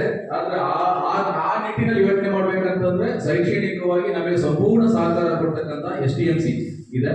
ಜೊತೆಗೆ ವೆರಿ ಇಂಪಾರ್ಟೆಂಟ್ ಹೇಳ್ಬೇಕಂತಂದ್ರೆ ಈ ನಮ್ಮ ಗ್ರಾಮ ಪಂಚಾಯತ್ ನಿಜವಾಗ್ಲೂ ಕೂಡ ಒಂಥರ ನಮ್ಮ ಹೈಸ್ಕೂಲ್ ಗ್ರಾಮ ಪಂಚಾಯತ್ ದತ್ತು ತಗೊಂಡಾಗಿದೆ. ಅಂದ್ರೆ ನಮ್ಮ ಹೈಸ್ಕೂಲ್ ವಿಷಯ ಬಂದಾಗ ಗ್ರಾಮ ಪಂಚಾಯತಿಯವರು ಯಾವುದೇ ಅನುದಾನ ಇರ್ಬೋದು, ಯಾವುದೇ ಸಹಕಾರ ಇರ್ಬೋದು, ನಮಗೊಂದು ಬ್ಯಾಟ್ರಿ ಬೇಕು ಅಂತ ಕೇಳಿದೀವಿ. ಹೊಸ ಬ್ಯಾಟ್ರಿ ಇಲ್ಲ ಸರ್, ತರಲಿಕ್ಕೆ ಅವಕಾಶ ಇಲ್ಲ ಅಂದ್ರು. ಇಲ್ಲ, ನಮ್ಮದೊಂದು ನಾಳೆಯಿಂದ ಅದನ್ನೇ ಕೊಡ್ತೀವಿ ಅಂತ ಕೊಟ್ಟರು. ಅಂದ್ರೆ ಒಟ್ಟಾರೆಯಾಗಿ ನಮ್ಮ ಶಾಲೆಗೆ ಯಾವುದೇ ಭೌತಿಕ ಸೌಲಭ್ಯವನ್ನು ಕೇಳಿದಾಗ ಅದಕ್ಕೆ ಚಕಾರವನ್ನ ಇರುತ್ತೆ ನಮಗೆ ಸಂಪೂರ್ಣ ಸಹಕಾರ ಕೊಡ್ತಕ್ಕಂಥ ಉತ್ತಮವಾಗಿರ್ತಕ್ಕಂಥ ಒಂದು ಗ್ರಾಮ ಪಂಚಾಯತಿ ನಮ್ಮ ಶಾಲೆಗೆ ಅಂತ ಅವರು ವರ. ಮತ್ತೆ ಅಲ್ಲಿರ್ತಕ್ಕಂಥ ಅಧ್ಯಕ್ಷರು ಇರ್ಬೋದು, ಎಲ್ಲ ಸದಸ್ಯರು ಇರ್ಬೋದು, ಯಾವುದೇ ಕಾರ್ಯಕ್ರಮಗಳಿಗೆ ಬರ್ತಾರೆ, ಇಲ್ಲಿ ಬಂದು ಸಂಪೂರ್ಣವಾಗಿರ್ತಕ್ಕಂಥ ಸಹಕಾರವನ್ನು ಕೊಡ್ತಾರೆ. ಅದ್ರ ಜೊತೆಗೆ ಉತ್ತಮವಾಗಿರ್ತಕ್ಕಂಥ ಪೋಷಕ ವೃಂದವರು ಬಂದಿರತಕ್ಕಂಥ ಶಾಲೆ ನಮ್ಮದು. ನಿನ್ನೆ ಅನುಭವ ಆಗಿರುತ್ತೆ ಸರ್, ನಾವೆಲ್ಲ ಹೋಗಿದ್ವಿ ಪೋಷಕರ ಮನೆಗೆ. ಅವ್ರು ಕೊಡ್ತಕ್ಕಂಥ ಪ್ರೀತಿ ನಿಜವಾಗ ತುಂಬಾ ಅಪ್ಯಾಯಮಾನ ಇದೆ. ಯಾವುದೇ ಪೋಷಕರ ಮನೆಗೆ ಬಂದರೂ ಕೂಡ ನಮಗೆ ಅವರೇ ಬೇರೆಯವರು ಅಂತ ಅನಿಸೋದಿಲ್ಲ, ನಮ್ಮ ಕುಟುಂಬದವರೇ ಅವರು. ಅವರು ಈ ಶಾಲೆಯ ಕುಟುಂಬಕ್ಕೆ ಸಂಬಂಧಿಸಿದವರು ಅಂತಕ್ಕಂಥದ್ದು ತುಂಬಾ ಅಪ್ಯಾಯಮಾನತೆಯಿಂದ ಆ ಮನೆಗಳಲ್ಲಿ ಎಲ್ಲ ಮನೆಗೂ ಹೋಗಿಲ್ಲ, ಎಲ್ಲ ಮನೆಗೂ ಒಂದಿವ್ಸ ಹೋಗ್ಲಿಕ್ಕೆ ಆಗಲ್ವಲ್ಲ. ಹಂಗಾಗಿ ಕೆಲವೊಂದು ಮನೆಗಳಿಗೆ ಇಲ್ಲ, ಕೆಲವು ಮನೆಗಳಿಗೆ ಅಂದ್ರೆ ಎಲ್ಲ ಮನೆಗಳಿಗೆ ಒಬ್ಬರೇ ಅಲ್ಲ, ನಾವು ಮತ್ತೆ ಅವರಲ್ಲಿ ಹೋಗಿ ವಿಷಯ ಸಂಗ್ರಹ ಮಾಡಬೇಕು. ಇನ್ನು ಮನೆಗಳಿಗೆ ಹೋಗ್ಲಿಕ್ಕಾಗಿಲ್ಲ, ಗದ್ದೆಗೆ ಹೋಗ್ತಾ ಇದ್ರು, ಅಲ್ಲೇ ಹೋಗಿದ್ದೀವಿ. ಅಂದ್ರೆ ಅಲ್ಲಿ ಹೋಗಿ ಅವರ ಒಂದು ಅಪ್ಯಾಯಮಾನತೆ, ಅವರ ಪೋಷಕರ ಪ್ರೀತಿ, ಈ ಪೋಷಕ ನಮ್ಮ ಪ್ರೀತಿ ತೋರಿಸ್ತಾರೆ ಅಂತಂದ್ರೆ ನಾವು ಅವ್ರ ಮಕ್ಕಳಿಗೆ ಒಂದು ಉತ್ತಮವಾಗಿರ್ತಕ್ಕಂಥ ಶಿಕ್ಷಣ ಕೊಡ್ತಿದ್ದೀವಿ ಅನ್ನೋ ಕಾರಣಕ್ಕೋಸ್ಕರ ಒಂದು ಒಳ್ಳೆಯ ಬಾಂಧವ್ಯ, ಶಿಕ್ಷಕ ಮತ್ತು ಪೋಷಕರಲ್ಲಿ ಅತ್ಯುತ್ತಮವಾಗಿರ್ತಕ್ಕಂಥ ಬಾಂಧವ್ಯವನ್ನು ಹೊಂದಿರತಕ್ಕಂಥ ಶಾಲೆ ಇದು. ಅದೆಲ್ಲರಿಗೂ ಇನ್ನೂ ಮೀರಿರ್ತಕ್ಕಂಥ ವಿಷಯ ಏನಂತಂದ್ರೆ ಈ ಗ್ರಾಮ ಇದು ಸ್ವಲ್ಪ ನೆಟ್ವರ್ಕ್ ಲಾಕ್ ಏರಿಯಾ, 90% ಊರುಗಳಲ್ಲಿ ಪ್ರಾಪರ್ ನೆಟ್ವರ್ಕ್ ಇಲ್ಲ. ಒಂದ್ ರೀತಿ ವರ ಅಂದ್ರೆ ಈ ಒಂದು ಏನು ಆಧುನಿಕತೆಯ ಸೋಗಿನ ಮಾಧ್ಯಮಗಳ ಪ್ರವಾಹಕ್ಕೆ ನಮ್ಮ ಮಕ್ಕಳು ಸಿಲುಕೊಂಡಿಲ್ಲ ಇನ್ನು. ಈಗ ನಗರಗಳಲ್ಲಿ ಆಧುನಿಕ ಮಾಧ್ಯಮಗಳ ಪ್ರವಾಹಕ್ಕೆ ಸಿಲುಕೊಂಡು ಅದೆಷ್ಟೋ ಮಕ್ಕಳು ಕಳ್ಕೊಂಡಿದ್ದಾರೆ, ಹುಚ್ಚರಾಗಿದ್ದಾರೆ. ಆಮೇಲೆ ತಮ್ಮ ವರ್ತನೆಯಲ್ಲಿ ಅತಿರೇಕ ವರ್ತನೆಗಳ ಮೂಲಕ ಏನೇನೋ ಮಾಡ್ಕೊಂಡಿರ್ತಕ್ಕಂಥ ಉದಾಹರಣೆಗಳಿದೆ. ಅಂತ ಒಂದು ಪ್ರವಾಹಕ್ಕೆ ಸಿಲುಕಿಲ್ಲ ನಮ್ಮ ಮಕ್ಕಳು ಅಂತಕ್ಕಂಥದ್ದೇ ಒಂದು ಸೌಭಾಗ್ಯ. ಅಂದ್ರೆ ನೆಟ್ವರ್ಕ್ ಇಲ್ಲ ಅಂತ ನಾವು ಖುಷಿ ಪಡ್ಬೇಕಾಗಿರ್ತಕ್ಕಂಥ ವಿಚಾರ. ಅಂದ್ರೆ ಆ ಕರೆಕ್ಟ್ ಆಗಿ ಅದನ್ನೆಲ್ಲ ಅರ್ಥ ಮಾಡೋಷ್ಟು ನೆಟ್ವರ್ಕ್ ಬರೋಷ್ಟೊತ್ತಿಗೆ ಇವರು ಕೂಡ ಪ್ರಬುದ್ಧ ಆಗುತ್ತೆ, ತೊಂದರೆ ಇಲ್ಲ. ಅಂತ ಒಂದು ಮುಗ್ಧ ಮಕ್ಕಳು ಸಿಕ್ಕಿರ್ತಕ್ಕಂಥದ್ದು ನಮ್ಮ ಪುಣ್ಯ. ಯಾಕಂದ್ರೆ ಇಲ್ಲಿ ನಮಗೆ ಸಿಗ್ತಕ್ಕಂಥ ಮಕ್ಕಳು ಮುಗ್ಧವಾಗಿರ್ತಕ್ಕಂಥ ಮಕ್ಕಳು, ಮುಗ್ಧವಾಗಿರ್ತಕ್ಕಂಥವ್ರನ್ನ ಹೇಗಾದ್ರೂ ತಿಳ್ಬೋದು ನಾವು. ಈಗ ಅಲ್ಪ ಸ್ವಲ್ಪ ಈಗ ನಾವು ಗದ್ದೆ ಕೊಯ್ಯುವಾಗ ಗಣಪತಿ ಕೊಯ್ತೀವಲ್ಲ, ಗದ್ದೆ ಮಡಿಮೆ ಹಾಕ್ಲಿಕ್ಕೆ ಅಲ್ವಾ, ಅದು ಫಸ್ಟ್ ಕೊಯ್ಯುವಾಗ ಕರೆಕ್ಟ್ ಆಗಿ ಕೊಯ್ತೀವಿ. ಒಂದ್ಸರಿ ಕೊಯ್ದು ರಿಪೇರ್ ಮಾಡೋಕೆ ಸರಿಯಾಗಲ್ಲ, ಅದು ಹಿಂಗೆ ಮತ್ತದು 4 ಮೂಲೆ ಹೋಗಿ 5 ಮೂಲೆ ಆಗ್ತದೆ. ಹಾಗೆ ನಮಗೆ ಬರ್ತಕ್ಕಂಥ ಮಕ್ಕಳು ಅವರು ಅಷ್ಟೊಂದು ಮುಗ್ಧಾಗಿರೋ ಕಾರಣಕ್ಕೋಸ್ಕರ ನಮ್ಮ ಉದ್ದೇಶಗಳು, ನಮ್ಮ ಪಾಠ ಪ್ರವಚನದಲ್ಲಿ ಅವರಿಗೆ ನಾವು ಏನ್ ಕಲಿಸ್ಬೇಕು ಅಂತಕ್ಕಂಥದ್ದು ಕೂಡ ನಮಗೆ ತುಂಬಾ ಅನುಕೂಲಕರವಾಗ್ತಕ್ಕಂಥ ಪರಿಸ್ಥಿತಿ ಕೂಡ ಈ ಒಂದು ವಾತಾವರಣದಲ್ಲಿದೆ. ಇನ್ನೂ ಕೂಡ ಈಗ ತುಂಬಾ ಕಾಂಪಿಟೇಟಿವ್ ಇರ್ತಕ್ಕಂಥ ಒಂದು ಸಮಯ ಇದು. ನಮ್ಮ ಮಕ್ಕಳ ಈಗಿನ ಶಿಕ್ಷಣ ಅಥವಾ ಇಲ್ಲಿ ಸಾಕಾಗಲ್ಲ ನಮಗೆ. ಇಲ್ಲಿ ಆ ಮಕ್ಕಳು ಗ್ರಹಿಸ್ತಕ್ಕಂಥ ಶಿಕ್ಷಣ ಇನ್ನೂ ಜಾಸ್ತಿ ಆಗ್ಬೇಕು. ಈಗ ನಾವು ಅವ್ರಿಗೆ 100% ಏನ್ ಕೇಳಿದ್ರು ಹೇಳಲಿಕ್ಕೆ ತಯಾರಿದ್ದೀವಿ. ಅದು ಅವರಲ್ಲೂ ಕೂಡ ಇನ್ನೂ ಸ್ವಲ್ಪ ಈಗ ಮನೆಯಲ್ಲೂ ಕೂಡ ಹೊಸ ಹೊಸ ವಿಚಾರಗಳು, ಹೊಸ ಯಾವುದೋ ಒಂದು ಪ್ರಯೋಗ ಮಾಡೋದಿರ್ಬೋದು, ಅಥವಾ ಯಾವುದೋ ಒಂದು ಕಲ್ಚರಲ್ ಭಾಗವಹಿಸಿರ್ಬೋದು, ಆ ಒಂದು ನಿಟ್ಟಿನಲ್ಲಿ ಆ ಮಕ್ಕಳು ಇನ್ನೂ ಕೂಡ ಜಾಸ್ತಿ ಇನ್ವಾಲ್ವ್ ಆದ್ರೆ ನಾವು ಇನ್ನೂ ಸ್ವಲ್ಪ ಜಾಸ್ತಿ ಆಕ್ಟಿವ್ ಆಗ್ತೀವಿ. ಆ ಮೂಲಕ ಒಂದು ಸಮಗ್ರವಾಗಿರ್ತಕ್ಕಂಥ ಶಿಕ್ಷಣ ಕೊಡ್ಲಿಕ್ಕೆ ನಾವಂತೂ ತಯಾರಿದ್ದೀವಿ. ಸಮಗ್ರವಾಗಿರ್ತಕ್ಕಂಥ ಶಿಕ್ಷಣದಿಂದ ಈ ಇಡೀ ಸುತ್ತಮುತ್ತಲಿನ ಊರು, ಎಲ್ಲ ಊರಿನ ಬರ್ತಕ್ಕಂಥ ಒಂದೊಂದು ಮನೆಯಿಂದ ಒಬ್ಬೊಬ್ಬ ವಿದ್ಯಾರ್ಥಿ ಒಂದು ಸ್ಥಾನಕ್ಕೆ ಹೋದ್ರೆ ಸಾಕು, ಇಡೀ ಕುಟುಂಬವೇ ಬದಲಾಗುತ್ತೆ, ಆರ್ಥಿಕವೇ ಬದಲಾಗ್ತದೆ. ಒಬ್ಬ ವಿದ್ಯಾರ್ಥಿ ಒಂದು ಮನೆಯಿಂದ ಅವ್ರು ಯಾವುದೋ ಒಂದು ನೌಕರಿ ತಂದ್ಕೊಳ್ತಕ್ಕಂಥದ್ದು, ಗವರ್ಮೆಂಟ್ ಜಾಬ್ ಹೋಗ್ತಕ್ಕಂಥದ್ದು, ಒಬ್ಬ ವಿದ್ಯಾರ್ಥಿ ಒಂದು ಸಾಕು, ಇಡೀ ಕುಟುಂಬದ ಆರ್ಥಿಕ ಸ್ಥಿತಿ, ಅವರ ಒಂದು ಸಾಮಾಜಿಕ ಜೀವನದ ಶೈಲಿಯ ಬದಲಾಗುತ್ತದೆ. ಆ ನಿಟ್ಟಿನಲ್ಲಿ ಇಲ್ಲಿ ಬರ್ತಕ್ಕಂಥ ಪ್ರತಿ ಮಗುನು ಕೂಡ, ಪ್ರತಿ ಮನೆಯಲ್ಲೂ ಒಬ್ಬೊಬ್ಬ ಉತ್ತಮವಾಗಿರ್ತಕ್ಕಂಥ ಅಧಿಕಾರಿನೋ, ಉತ್ತಮವಾಗಿರ್ತಕ್ಕಂಥ ಒಬ್ಬ ಸರ್ಕಾರಿ ನೌಕರನೋ, ಉತ್ತಮವಾಗಿರ್ತಕ್ಕಂಥ ಉದ್ಯಮಿನೋ, ಅಂದ್ರೆ ಒಂದು ಆರ್ಥಿಕವಾಗಿ, ಒಂದು ಸಾಮಾಜಿಕವಾಗಿ, ಮತ್ತೆ ಒಳ್ಳೆಯ ಸುಸಂಸ್ಕೃತ ನೈತಿಕವಾಗಿ ಹಣ ಸಂಪಾದನೆ ಮಾಡ್ತಕ್ಕಂಥ ಅತ್ಯುತ್ತಮ ವ್ಯಕ್ತಿಗಳಾಗಿ ಬೆಳೆದಿ ಅಂತ ಆಶಿಸ್ತೀವಿ. ಆ ನಿಟ್ಟಿನಲ್ಲಿ ನಾವು ಸಿಕ್ಕಿರ್ತಕ್ಕಂಥ ಮಕ್ಕಳು ಕೂಡ ಹಾಗೆ ಒಂದು ಸಂತೃಪ್ತವಾಗಿರ್ತಕ್ಕಂಥ ಒಂದು ಮನೋಭಾವ ನಮ್ಮ ಪೋಷಕರಲ್ಲಿ, SDLC ಅವರಲ್ಲಿ ಹಾಗೂ ಮಕ್ಕಳಲ್ಲಿ ನಮಗಿದೆ ಸರ್. ಆಸ್ ಎ ಟೀಚರ್ ಆಗಿ ನಮ್ಮ ಅಭಿಪ್ರಾಯ ಸರ್.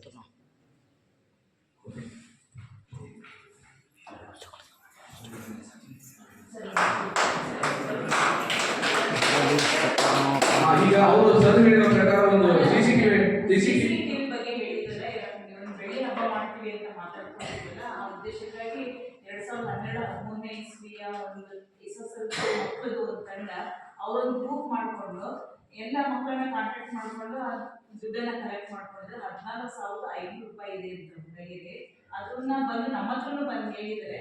ಮತ್ತು ಅವು ಬೇರೆ ಬೇರೆ ಮಕ್ಕಳು ನಮಗೆಲ್ಲರಲ್ಲಿ ಭೇಟಿಯಾದಾಗ ಟೀಚರ್ ನಾವು ಕ್ಲಿನಿಕಲಕ್ಕೆ 500 ರೂಪಾಯಿ ಕೊಟ್ಟಿದ್ದೀವಿ, 1000 ರೂಪಾಯಿ ಕೊಟ್ಟಿದ್ದೀವಿ ಅಂತ ಹೇಳಿದ್ರು. ಪೂರ್ತಿ ಲೆಕ್ಕ ಹಾಕಿದಾಗ 14,500 ರೂಪಾಯಿ ಇದೆ. ಆ ಮಕ್ಕಳು ಕೈಯಲ್ಲೇ ಇದೆ. ಇದು ನಮ್ದು ಬೆಳ್ಳಿ ಹಬ್ಬ ಮಾಡೋಷ್ಟೊತ್ತಿಗೆ ಕೊಡ್ತಾರೋ ಅಥವಾ ಅದಕ್ಕಿಂತ ಮೊದಲು ಕೊಡ್ತಾರೋ ಅನ್ನೋದು ಗೊತ್ತಿಲ್ಲ. ಅದ್ರ ಜೊತೆಗೆ ಈಗ ಸರಿ ಅದ್ರ ಜೊತೆಗೆ ಮತ್ತೆ ಬೇರೆ ಬೇರೆ ಓದಿರುವಂತ ಮಕ್ಕಳು ಏನಾದ್ರು ಬುಕ್ ಮಾಡ್ಕೊಂಡು ಅದೇ ರೀತಿ ಕಲೆಕ್ಟ್ ಮಾಡ್ಕೊಂಡು ಈಗ ನಮಗೆ CCTV ಒಂದು ಎಸೆನ್ಷಿಯಲ್ ಇದೆ. ಅದಾದ್ಮೇಲೆ ಒಂದು ದೊಡ್ಡದು ಫೀಲ್ಡ್ ಹಾಕಬೇಕು ಅಂತ ಕೂಡ ಅನ್ಕೊಂಡು ಕೆಲವೊಂದು ಭೌತಿಕ ಸೌಲಭ್ಯಗಳು ಬೇಕು. ಅಂದ್ರೆ ಸರ್ಕಾರ ಕೊಡ್ತಕ್ಕಂಥ ದುಡ್ಡಿನಲ್ಲಿ ಈ ಎಲ್ಲ ಭೌತಿಕ ಸೌಲಭ್ಯಗಳನ್ನು ನಾವು ತೊಗೊಳಕ್ಕಾಗಲ್ಲ. ಆ ಕಾರಣಕ್ಕೋಸ್ಕರ ಪೇರೆಂಟ್ಸ್ ನೀವು ಕೊಡಿ ಅಂತ ಖಂಡಿತವಾಗಿ ಹೇಳ್ತಾ ಇಲ್ಲ.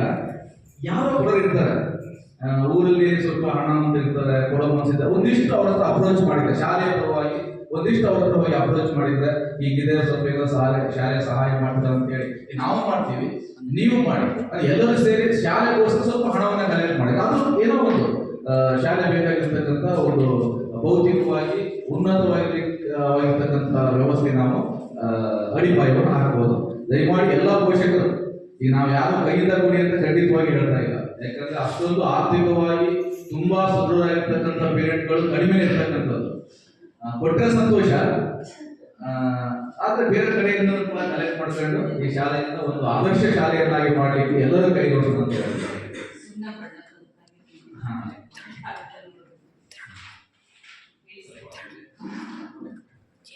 ಈ ಒಂದು ಸಾಮಾಜಿಕ ಪರಿಶೋಧನಾ ಕಾರ್ಯದ ಅಧ್ಯಕ್ಷತೆ ವಹಿಸಿರ್ತಕ್ಕಂಥ ಶ್ರೀಯುತ ಧರ್ಮೇಶ್ ಸರ್ ಅವರು ಈ ಒಂದು ಕಾರ್ಯವನ್ನು ಕುರಿತು ಮಾತನಾಡಬೇಕಂತ ವಿನಂತಿ ಮಾಡ್ತಾರೆ.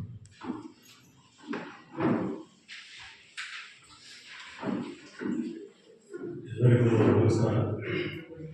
ಸಮಗ್ರ ಶಿಕ್ಷಣ ಯೋಜನೆಯ 2023-24ನೇ ಸಾಲಿನ ಸಾಮಾಜಿಕ ಲೆಕ್ಕ ಪರಿಶೋಧನೆ ಗ್ರಾಮ ಸಭೆಗೆ ಹಾಜರಿದ್ದ ಮುಖ್ಯ ಶಿಕ್ಷಕರೇ, ಗ್ರಾಮ ಪಂಚಾಯತ್ ಸದಸ್ಯರೇ, ಹಾಗೂ SCMC ಅಧ್ಯಕ್ಷರೇ, ಹಾಗೂ ಸದಸ್ಯರೇ, ಹಾಗೂ ಸಹ ಶಿಕ್ಷಕರು, ಹಾಗೂ ನಾಗೇಶ್ ಸರ್ ಅವರೇ, ಹಾಗೂ ದೇವೇಂದ್ರ ಸರ್ ಅವರೇ, ಈಗ ಇದು ಗ್ರಾಮ ಸಭೆಯ ಮೂಲ ಉದ್ದೇಶವನ್ನು ನಾಗೇಶ್ ಅವರು ಪ್ರಾಸ್ತಾವಿಕವಾಗಿ ಕ್ಲಿಯರ್ ಆಗಿ ಹೇಳಿದ್ದಾರೆ. ಯಾವ ಉದ್ದೇಶಕ್ಕೆ ಈಗ ಇತ್ತೀಚಿನ 5 ವರ್ಷದಲ್ಲಿ ಎಲ್ಲರೂ ಕ್ಲಿಯರ್ ಆಗಿ ಯಾಕೆ ಮಾಡ್ತಾ ಇದ್ದೀವಿ ಅನ್ನೋದನ್ನು ಪ್ರಾಸ್ತಾವಿಕವಾಗಿ ಹೇಳಿದರೆ ನಾಗೇಶ್ ಸರ್ ಅವರು ನಿಮಗೆ ಯಾಕೆ ಗ್ರಾಮ ಸಭೆಗಳನ್ನು ಮಾಡಬೇಕು ಅಂತ ಹೇಳಿದ್ದಾರೆ. ಈಗ ನಮ್ಮ ಪಂಚಾಯತಿ ಮೆಂಬರ್ ಹೇಳಿದ್ರು ಗ್ರಾಮ ಸಭೆಗಳು ಅಲ್ಲಿ ಆಗ್ತಿದ್ರು, ಶಾಲೆಯಲ್ಲಿ ಗ್ರಾಮ ಸಭೆ ಆಗೋದು ತುಂಬ ಕಡಿಮೆ ಅಂತ. ಅದು ನಿಜವಾಗಿರುತ್ತೆ. ಈಗ ನಾಗೇಶ್ ದೇವೇಂದ್ರ ಸರ್ ಅವರು ಕಳೆದ 2-3 ದಿವಸಗಳಿಂದ ಶಾಲಾ ದಾಖಲಾತಿಗಳನ್ನೆಲ್ಲ ಪರಿಶೀಲಿಸಿ ಪೋಷಕರನ್ನೆಲ್ಲ ಭೇಟಿ ಮಾಡಿ 3 ದಿವಸಗಳಿಂದ ಕೂಲಂಕುಷವಾಗಿ ಏನು ಸರ್ಕಾರದ 134 ಅಂಶಗಳು, ಒಂದು ಮಕ್ಕಳು ಮನೆಯಿಂದ ಹೊರಟರೆ ಶಾಲೆಗೆ ಹೋಗಿ ಯಾವ ಪರಿಸರದಲ್ಲಿ ಕಲಿತು ಯಾವ ಶಿಕ್ಷಕರುಗಳಿಂದ ಏನು ಕಲಿತು ಮತ್ತು ಮನೆ ಮುಟ್ಟುತ್ತದೆ ಅನ್ನೋರಿಗೂ ಆ 134 ಅಂಶಗಳು ಕವರ್ ಆಗಿದ್ದಾರೆ. ಅದನ್ನು ನಮ್ಮ ದೇವೇಂದ್ರ ಸರ್ ಎಲ್ಲ ಕ್ಲೀನಾಗಿ ಹೇಳಿದ್ದಾರೆ. ಅದನ್ನು ಅವರು ಸರ್ಕಾರಕ್ಕೆ ನಾವು ಹಾಗೆ ನಾವು ವರದಿ ಕೊಡ್ಬೋದಿತ್ತು. 134 ಅಂಶಗಳನ್ನು ನಾವು ವೆರಿಫೈ ಮಾಡಿದ್ದೀವಿ, ಎಲ್ಲ ಸರಿ ಇದೆ, ಎಲ್ಲ ಸರಿ ಇಲ್ಲ, ಏನಿದೆ ಪ್ಲಸ್ ಮೈನಸ್ ಪಾಯಿಂಟ್ಗಳನ್ನು ನಾವೇ ಕಳಿಸ್ಕೊಡ್ಬೋದಿತ್ತು. ಆದರೆ ಯಾಕೆ ಗ್ರಾಮ ಸಭೆ ಎಲ್ಲರಿಗೂ ತಿಳಿಬೇಕು ನಾವು ಏನು ಮಾಡಿಕೊಂಡಿದ್ದೇವೆ, ಆ 134 ಅಂಶಗಳಲ್ಲಿ ಏನಿದೆ ಏನಿಲ್ಲ, ಶಿಕ್ಷಕರಿದ್ದು ಎಲ್ಲರೂ ಕೂಡ ಪ್ರಚಾರ ಏನೇನಿದೆ ಇಲ್ಲ ಅನ್ನೋದ್ರ ಬಗ್ಗೆ ಅವರೆಲ್ಲರೂ ಹೇಳಿದ್ದಾರೆ. ಅದನ್ನೆಲ್ಲರಿಗೂ ಗೊತ್ತಾಗಬೇಕು ಅಂತ ಹೇಳಿ ಗ್ರಾಮ ಸಭೆಗಳನ್ನು ನಿಮ್ಮ ಮುಖಾಂತರ ನಡೆಸಿ ತೀರ್ಮಾನ ಮಾಡಿಸಿ ಇದನ್ನು ಸರ್ಕಾರಕ್ಕೆ ಕಳಿಸ್ಕೊಡುವಂಥದ್ದು ಯಾವುದೇ ಲೋಪದೋಷಗಳಿದೆ ಅನ್ನೋದು. ಬಟ್ ಈ ಶಾಲೆಯಲ್ಲಿ ನೋಡಿದಾಗ ಏನಿದೆ ಏನಿಲ್ಲ ಅನ್ನೋದಕ್ಕಿಂತ ಎಲ್ಲರೂ ಇದೆ.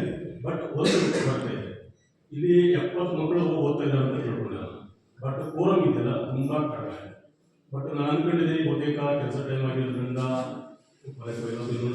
ಇನ್ನೊಂದು ಇರ್ಬೋದು, ಅಥವಾ 70 ಮಕ್ಕಳಿದ್ದಾಗ ಒಂದು 50% ಬಂದರೂ ಸಾಕಾಗಿತ್ತು.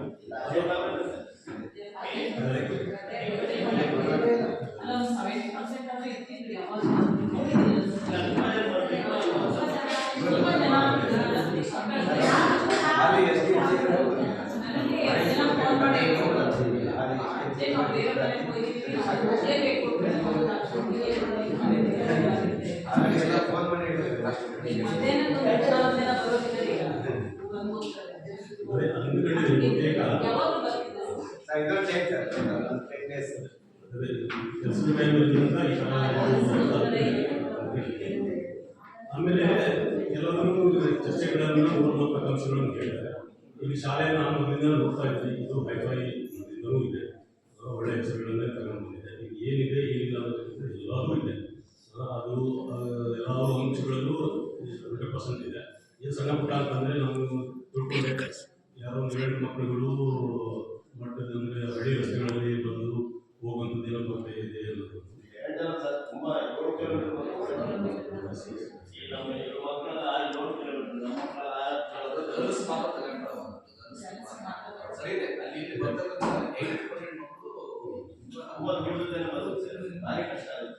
ಅದೊಂದು ಸ್ವಲ್ಪ ಸಮಸ್ಯೆಗಳಿದೆ.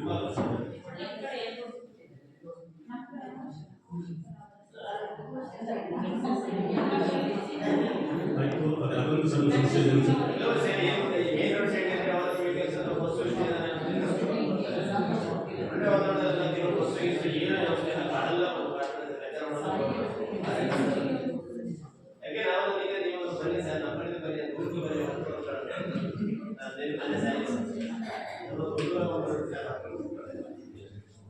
ಆಯಿತು, ಈಗ ಅದೊಂದು ಸರಿದು. ಆಮೇಲೆ ಇನ್ನೊಂದು ಏನು ಮೇಲ್ಚಾವಣಿಯನ್ನು ಸೋಲುತ್ತದೆ ಅನ್ನೋದೊಂದಿದೆ. ಅದೊಂದು ಸಣ್ಣ ಪುಟ್ಟ ಇದ್ದಾವೆ, ಇದೆಲ್ಲ ಬೆಳೆಲ್ಲ ಸೆಟ್ ಮಾಡ್ಕೊಳ್ಬೋದು, ಸೇರಿಸಿಕೊಳ್ಳಿಸ್ತೇವೆ. ಬಟ್ ಎಲ್ಲದೂ ಉತ್ತಮವಾಗಿದೆ. ಬಟ್ ಬೇರೆ ಬೇರೆ ಕಡೆಯಲ್ಲಿ ನೋಡಿದಾಗ ಯಾವುದೋ ಒಂದು ಚರ್ಚೆಗಳು ನಿಮ್ಮ SDMC ಅವರು ಕೂಡ ಉತ್ತಮವಾಗಿ ಕೆಲಸ ಮಾಡ್ತಿದ್ದಾರೆ ಅನ್ನೋದಕ್ಕೆ ನಿಮಗೂ ಕೂಡ ಸಹಕಾರ ಬೇಕಾ ಇದೆ. ಯಾವುದೋ ಒಂದು ಕೂಡ ಶಿಕ್ಷಕ ವೃಂದದ ಬಗ್ಗೆ ಆಗಲಿ, ಯಾವುದೇ ಶಾಲಾ SDMC ಬಗ್ಗೆ ಆಗಲಿ ಈ ಸಭೆಯಲ್ಲಿ ಯಾರು ಕೂಡ ಒಂದು ಮಾತಾಡೋದಾಗಿದ್ದಾರೆ. ನಿಮ್ಮ ಅವರ ಬಾಂಧವ್ಯ ಅಷ್ಟು ಚೆನ್ನಾಗಿದೆ ಅಂತ ಅದರರ್ಥ ಅವರಷ್ಟು ಕ್ಲೀನಾಗಿ ಕೆಲಸ ಮಾಡ್ತಾರೆ ಅನ್ನೋದೊಂದು ಅರ್ಥ ಆಯಿತು. ಆಮೇಲೆ ರಿಸಲ್ಟ್ ಕೂಡ ಸರಿ 100% ಅಂತ ಈ ಸರಿ 97 ಅನ್ನೋದು. ಬಟ್ ಈ ಶಿಕ್ಷಣ ಅಂದರೆ ಈ ಶಾಲೆಯ 2-3 ಜನ ಅಷ್ಟು ಕೊರತೆ ಇದೆ ಅಂತ ಹೇಳಿದ್ರು. ಬಟ್ ಆದರೆ ಆ ಕೊರತೆ ಇದೆ ಅನ್ನೋದನ್ನು ಇದು ತೋರಿಸ್ಕೊಂಡಾಗ ಅವರೆಲ್ಲ ಸಿಲೆಬಸ್ಗಳನ್ನು ಕವರ್ ಮಾಡ್ಕೊಂಡು ಮಾಡಿದ್ದಾರೆ. ಆ ರಿಸಲ್ಟಲ್ಲಿ ನಿಮಗೆಲ್ಲ ಮುಂದೆ ಒಳ್ಳೆ ರಿಸಲ್ಟ್ ಬಂದಿರೋದ್ರಿಂದ ನಿಮಗೆಲ್ಲ ತೃಪ್ತಿ ಇರೋದ್ರಿಂದ ನಿಮಗೆ ಯಾವುದೂ ಕೂಡ ಅಪಸ್ವರಗಳು ಯಾವುದೂ ಬರಲಿಲ್ಲ ಅನ್ನೋದೊಂದು ನಾನು ಬೆಳೆಸಿದ್ದೇನೆ. ಆಮೇಲೆ ಈಗ ಶಿಕ್ಷಣ ಇರೋ ಶಿಕ್ಷಕರಲ್ಲೇ 100% ವರೆಗೂ ರಿಸಲ್ಟ್ ತರ್ತಾ ಇದ್ದಾರೆ ಅಂತಂದರೆ ಈಗ ಅವ್ರಿಗೂ ಕೂಡ ಜವಾಬ್ದಾರಿ ಅದೇ ಥರ ಕೆಲಸಗಳು ಶಿಕ್ಷಕರಿಗೂ ಕೂಡ ಇದೆ. ನಾನು ಯಾವ ಟಿವಿಯಲ್ಲಿ ನೋಡ್ತಿದ್ವಿ, ನಾಯಿ ಹಿಡಿಯೋಕ್ಕೂ ಕೂಡ ಮೀಟಿಂಗ್ ಕರೀತಾರೆ ಅನ್ನೋದಕ್ಕೆಲ್ಲ ತಗೋ ಬೇರೆ ಬೇರೆ ಎಲ್ಲ ಕೆಲಸಗಳನ್ನು ಶಿಕ್ಷಕರು ಅವರು ಒತ್ತಡದಲ್ಲೇ ಕೆಲಸ ಮಾಡಬೇಕಾಗುತ್ತೆ. ಅಷ್ಟಿದ್ರೂ ಕೂಡ ಒಳ್ಳೆ ರಿಸಲ್ಟ್ಗಳನ್ನು ತರ್ತಾ ಇದ್ದಾರೆ ಅಂತಂದರೆ ನಮಗೂ ತುಂಬ ಹೆಮ್ಮೆ ಆಗ್ತದೆ. ತುಂಬ ಉತ್ತಮ ಪರಿಸರಗಳಿದೆ, ಅದರಲ್ಲಿ ಯಾವುದು ಇಲ್ಲ ಅಂತ ಹೇಳೋದಿಲ್ಲ. ಎಲ್ಲರೂ ಕೂಡ ಇಂಥ ಗ್ರಾಮ ಸಭೆ ಇದೊಂದು ವಿಶೇಷ ಗ್ರಾಮ ಸಭೆ ಅಂತಲೇ ಹೇಳ್ಬೋದು. ಬೇರೆ ಬೇರೆ ಗ್ರಾಮ ಸಭೆಗಳು ಹೋದಾಗೆಲ್ಲ ಸ್ವಲ್ಪ ನಾರು ಬರ್ತಾಯಿತ್ತು, ಏನಾದ್ರು ವಾಗ್ವಾದಗಳು ಏನಾದ್ರು ಆಗ್ತಿತ್ತು. ಬಟ್ ಇದು ಯಾವುದೂ ಇದ್ದಾಗ ಇರೋದ್ರಿಂದ ಇದು ನಿಮಗೆ ತುಂಬ ಅಭಿನಂದನೆಗಳು. ಆ ಥರಕ್ಕೆ ನೀವು ಶಿಕ್ಷಕರ ಜೊತೆ ಸಹಮತ ಇಟ್ಟಿದ್ರು. ಮುಂದೆಯೂ ಇದೇ ಥರನೇ ನಡೆಸಿಕೊಂಡು ಒಳ್ಳೆ ಉತ್ತಮ ರಿಸಲ್ಟ್ ಬರಲಿಕ್ಕೆ ಎಲ್ಲರೂ ಪ್ರಯತ್ನ ಪಡಬೇಕು. ಏನು ವರದಿಯನ್ನು ದೇವೇಂದ್ರ ಸರ್ ಅವರು ಹೇಳಿದ್ದಾರೆ ಅದನ್ನು ಸರ್ಕಾರಕ್ಕೆ ಕಳಿಸ್ಕೊಡ್ತೀವಿ. ಉತ್ತಮ ಶಾಲೆ ಇದೆ, ಇದನ್ನು ಇದೇ ಥರ ಮುಂದೆ ಬೆಳೆಸಿದ್ರು ಒಳ್ಳೆಯ ಹೆಸರು ಒಳ್ಳೆಯ ರಿಸಲ್ಟ್ ಬರಲಿ ಅಂತ ಹೇಳ್ತಾರೆ. ಮಾತನಾಡ್ತೀನಿ. ಈ ಒಂದು ಕಾರ್ಯಕ್ರಮದ ನೋಡಲ್ ಅಧಿಕಾರಿಯಾಗಿರ್ತಕ್ಕಂಥ ಶ್ರೀಯುತ ಪರಿಸರ ತಮ್ಮ ಅಭಿಪ್ರಾಯವನ್ನು ವ್ಯಕ್ತಪಡಿಸಿದರೆ ಅವರಿಗೆ ಆತ್ಮೀಯವಾಗಿರ್ತಕ್ಕಂಥ ಅಭಿನಂದನೆಗಳನ್ನು ಸಲ್ಲಿಸೋಣ. ಈಗ ನೀವು ಹೇಳಿದ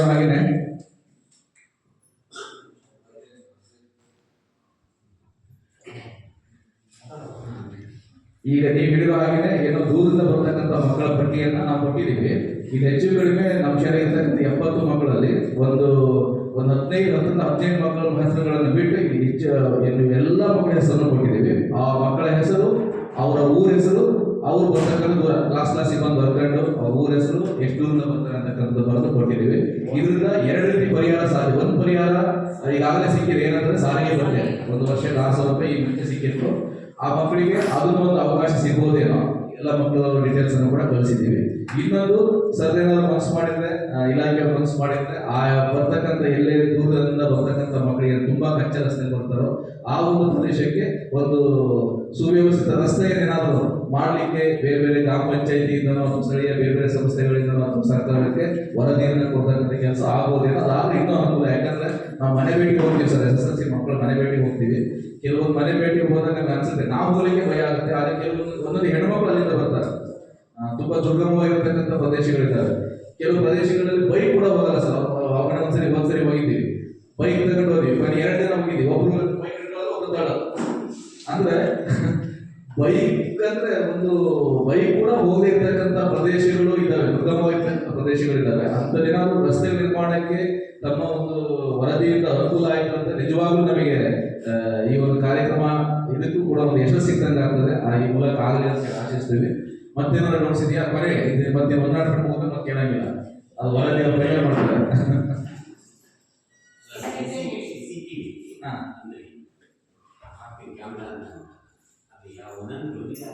ನನಗೆ ಮೊದಲು ಎಷ್ಟು ಅಮೌಂಟ್ ಆಗುತ್ತೆ, ನಮ್ಮ ಉದ್ದೇಶ ಅಟ್ಲೀಸ್ಟ್ ಕಾರಿಡಾರ್ಗಳಿಗೆ, ನಮ್ಮ ಪಾರ್ಕ್ಗೆ ಬರ್ತಕ್ಕಂಥ ದ್ವಾರಗಳು, ಗೇಟ್ ಇದೆ, ಅದನ್ನಾಗಿ ನಮಗೇನಾದ್ರು ಸ್ವಲ್ಪ ಏನಾದ್ರು ಜಾಸ್ತಿ ಅಮೌಂಟ್ ಆಯ್ತು ಅಂತಂದ್ರೆ ಕ್ಲಾಸ್ ರೂಮ್ಗಳಿಗೆ ಹಾಕಲಿಕ್ಕೆ ತೊಂದರೆ ಇಲ್ಲ. ಅಟ್ಲೀಸ್ಟ್ ಒಂದು ಕ್ಲಾಸ್ ರೂಮಿಗೆ ಹಾಕಿದ್ರೆ ನಮಗೆ SSLC ಎಕ್ಸಾಮಿನೇಷನ್ ಇನ್ನೊಂದು ಅನುಕೂಲ ಆಗ್ತದೆ. ಈಗೆಲ್ಲ ಟೆಲಿಕಾಸ್ಟ್ ಮಾಡಬೇಕು ಅಂತಕ್ಕಂಥದ್ದು ಇನ್ನೆಷ್ಟೆಲ್ಲ ಅದೇ ಈಗ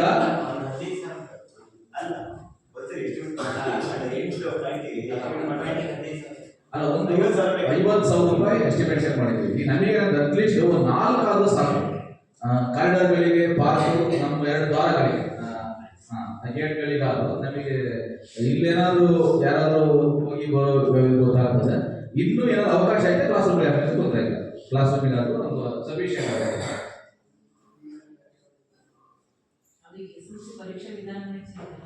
ಈಗ SSLC ಪರೀಕ್ಷೆ ಕೂಡ CCTV ಕಣ್ಗಾವಲಲ್ಲಿ ಮಾಡ್ಬೇಕಂತಕ್ಕಂಥ ಆದೇಶ ಇರುತ್ತೆ. ಆ ಕಾರಣಕ್ಕೋಸ್ಕರ ಇನ್ನು ಮುಂದೆ ನಮ್ಮೇಲೆ ಸೆಂಟರ್ ಆಗಂತ ಪರಿಸ್ಥಿತಿ ಬಂದು CCTV ಸೆಂಟರ್ ಕೊಡ್ತಾರೆ. CCTV ಸೆಂಟರ್ ಕೊಡೋದಿಲ್ಲ. ಅಂಥದ್ದೆಲ್ಲ ಇದೆ, ಮುಂದಿನ ಸವಾಲುಗಳಿದೆ. ಮತ್ತೇನಿದೆ ಚರ್ಚೆಯ?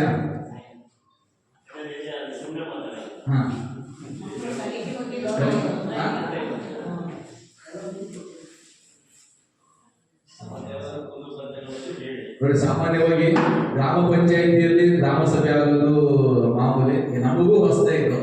ಒಂದು ಶಾಲೆಯಲ್ಲಿ ಗ್ರಾಮ ಸಭೆ ಆಗುತ್ತೆ, ಕುಂದುಕೊರತೆಗಳು, ಸರ್ಕಾರದ ಯೋಜನೆಗಳ ಬಗ್ಗೆ ಚರ್ಚೆ ಆಗುತ್ತೆ ಅಂತ ನಿಜವಾಗ್ಲೂ ಒಂದು ಉತ್ತಮವಾಗಿರ್ತಕ್ಕಂಥ ಬೆಳವಣಿಗೆ. ಇಂಥ ಒಂದು ಅರ್ಥಪೂರ್ಣ ಕಾರ್ಯಕ್ರಮ, ಈ ಒಂದು ಅರ್ಥಪೂರ್ಣ ಕಾರ್ಯಕ್ರಮದ ನೋಡಲ್ ಅಧಿಕಾರಿಗಳು ಹಾಗೂ ಈ ಒಂದು ಕಾರ್ಯಕ್ರಮ ಅಧ್ಯಕ್ಷರಾಗಿರ್ತಕ್ಕಂಥ ದೊಡ್ಡಮನಿ ಸರ್ ಅವರಿಗೆ ಈ ಸಭೆಯ ಪರವಾಗಿ ಹೃತ್ಪೂರ್ವಕವಾಗಿರ್ತಕ್ಕಂಥ ಅಭಿನಂದನೆ ಸಲ್ಲಿಸ್ತೀನಿ ಸರ್. ಹಾಗೂ ನಮ್ಮ ಶಾಲೆಯ SDMC ಅಧ್ಯಕ್ಷರು, ಕ್ರಿಯಾಶೀಲರು, ಸಕ್ರಿಯವಾಗಿ ಎಲ್ಲ ಶೈಕ್ಷಣಿಕ ಚಟುವಟಿಕೆಗಳಿಗೆ ತುಂಬ ಸಪೋರ್ಟಿವ್ ಆಗಿರ್ತಕ್ಕಂಥ ಕ್ರಿಯಾಶೀಲ SDMC ಅಧ್ಯಕ್ಷ ಆಗಿರ್ತಕ್ಕಂಥ ಶ್ರೀಯುತ ರಮೇಶ್ ಸರ್ ಅವರು ಕೂಡ ಆತ್ಮೀಯವಾಗಿರ್ತಕ್ಕಂಥ ಅಭಿನಂದನೆ ಸಲ್ಲಿಸ್ತಾರೆ. ಹಾಗೂ ನಮ್ಮ ಗ್ರಾಮ ಪಂಚಾಯಿತಿ ನಿಕಟಪೂರ್ವ ಉಪಾಧ್ಯಕ್ಷರು, ಈಗಿನ ಸದಸ್ಯರು ಶ್ರೀಯುತ ಚಂದ್ರಣ್ಣ ಅವರು ಕೂಡ ಶಾಲೆಯ ಬಗ್ಗೆ ತುಂಬ ಆಸಕ್ತಿ ಮತ್ತು ನಮ್ಮ ಶಾಲೆಯ ಯಶಸ್ಸಿನ ಬಗ್ಗೆ ಅವರು ಕನಸನ್ನು ಕಂಡಿರ್ತಕ್ಕಂಥವ್ರು, ಅವರು ಆತ್ಮೀಯವಾಗಿರ್ತಕ್ಕಂಥ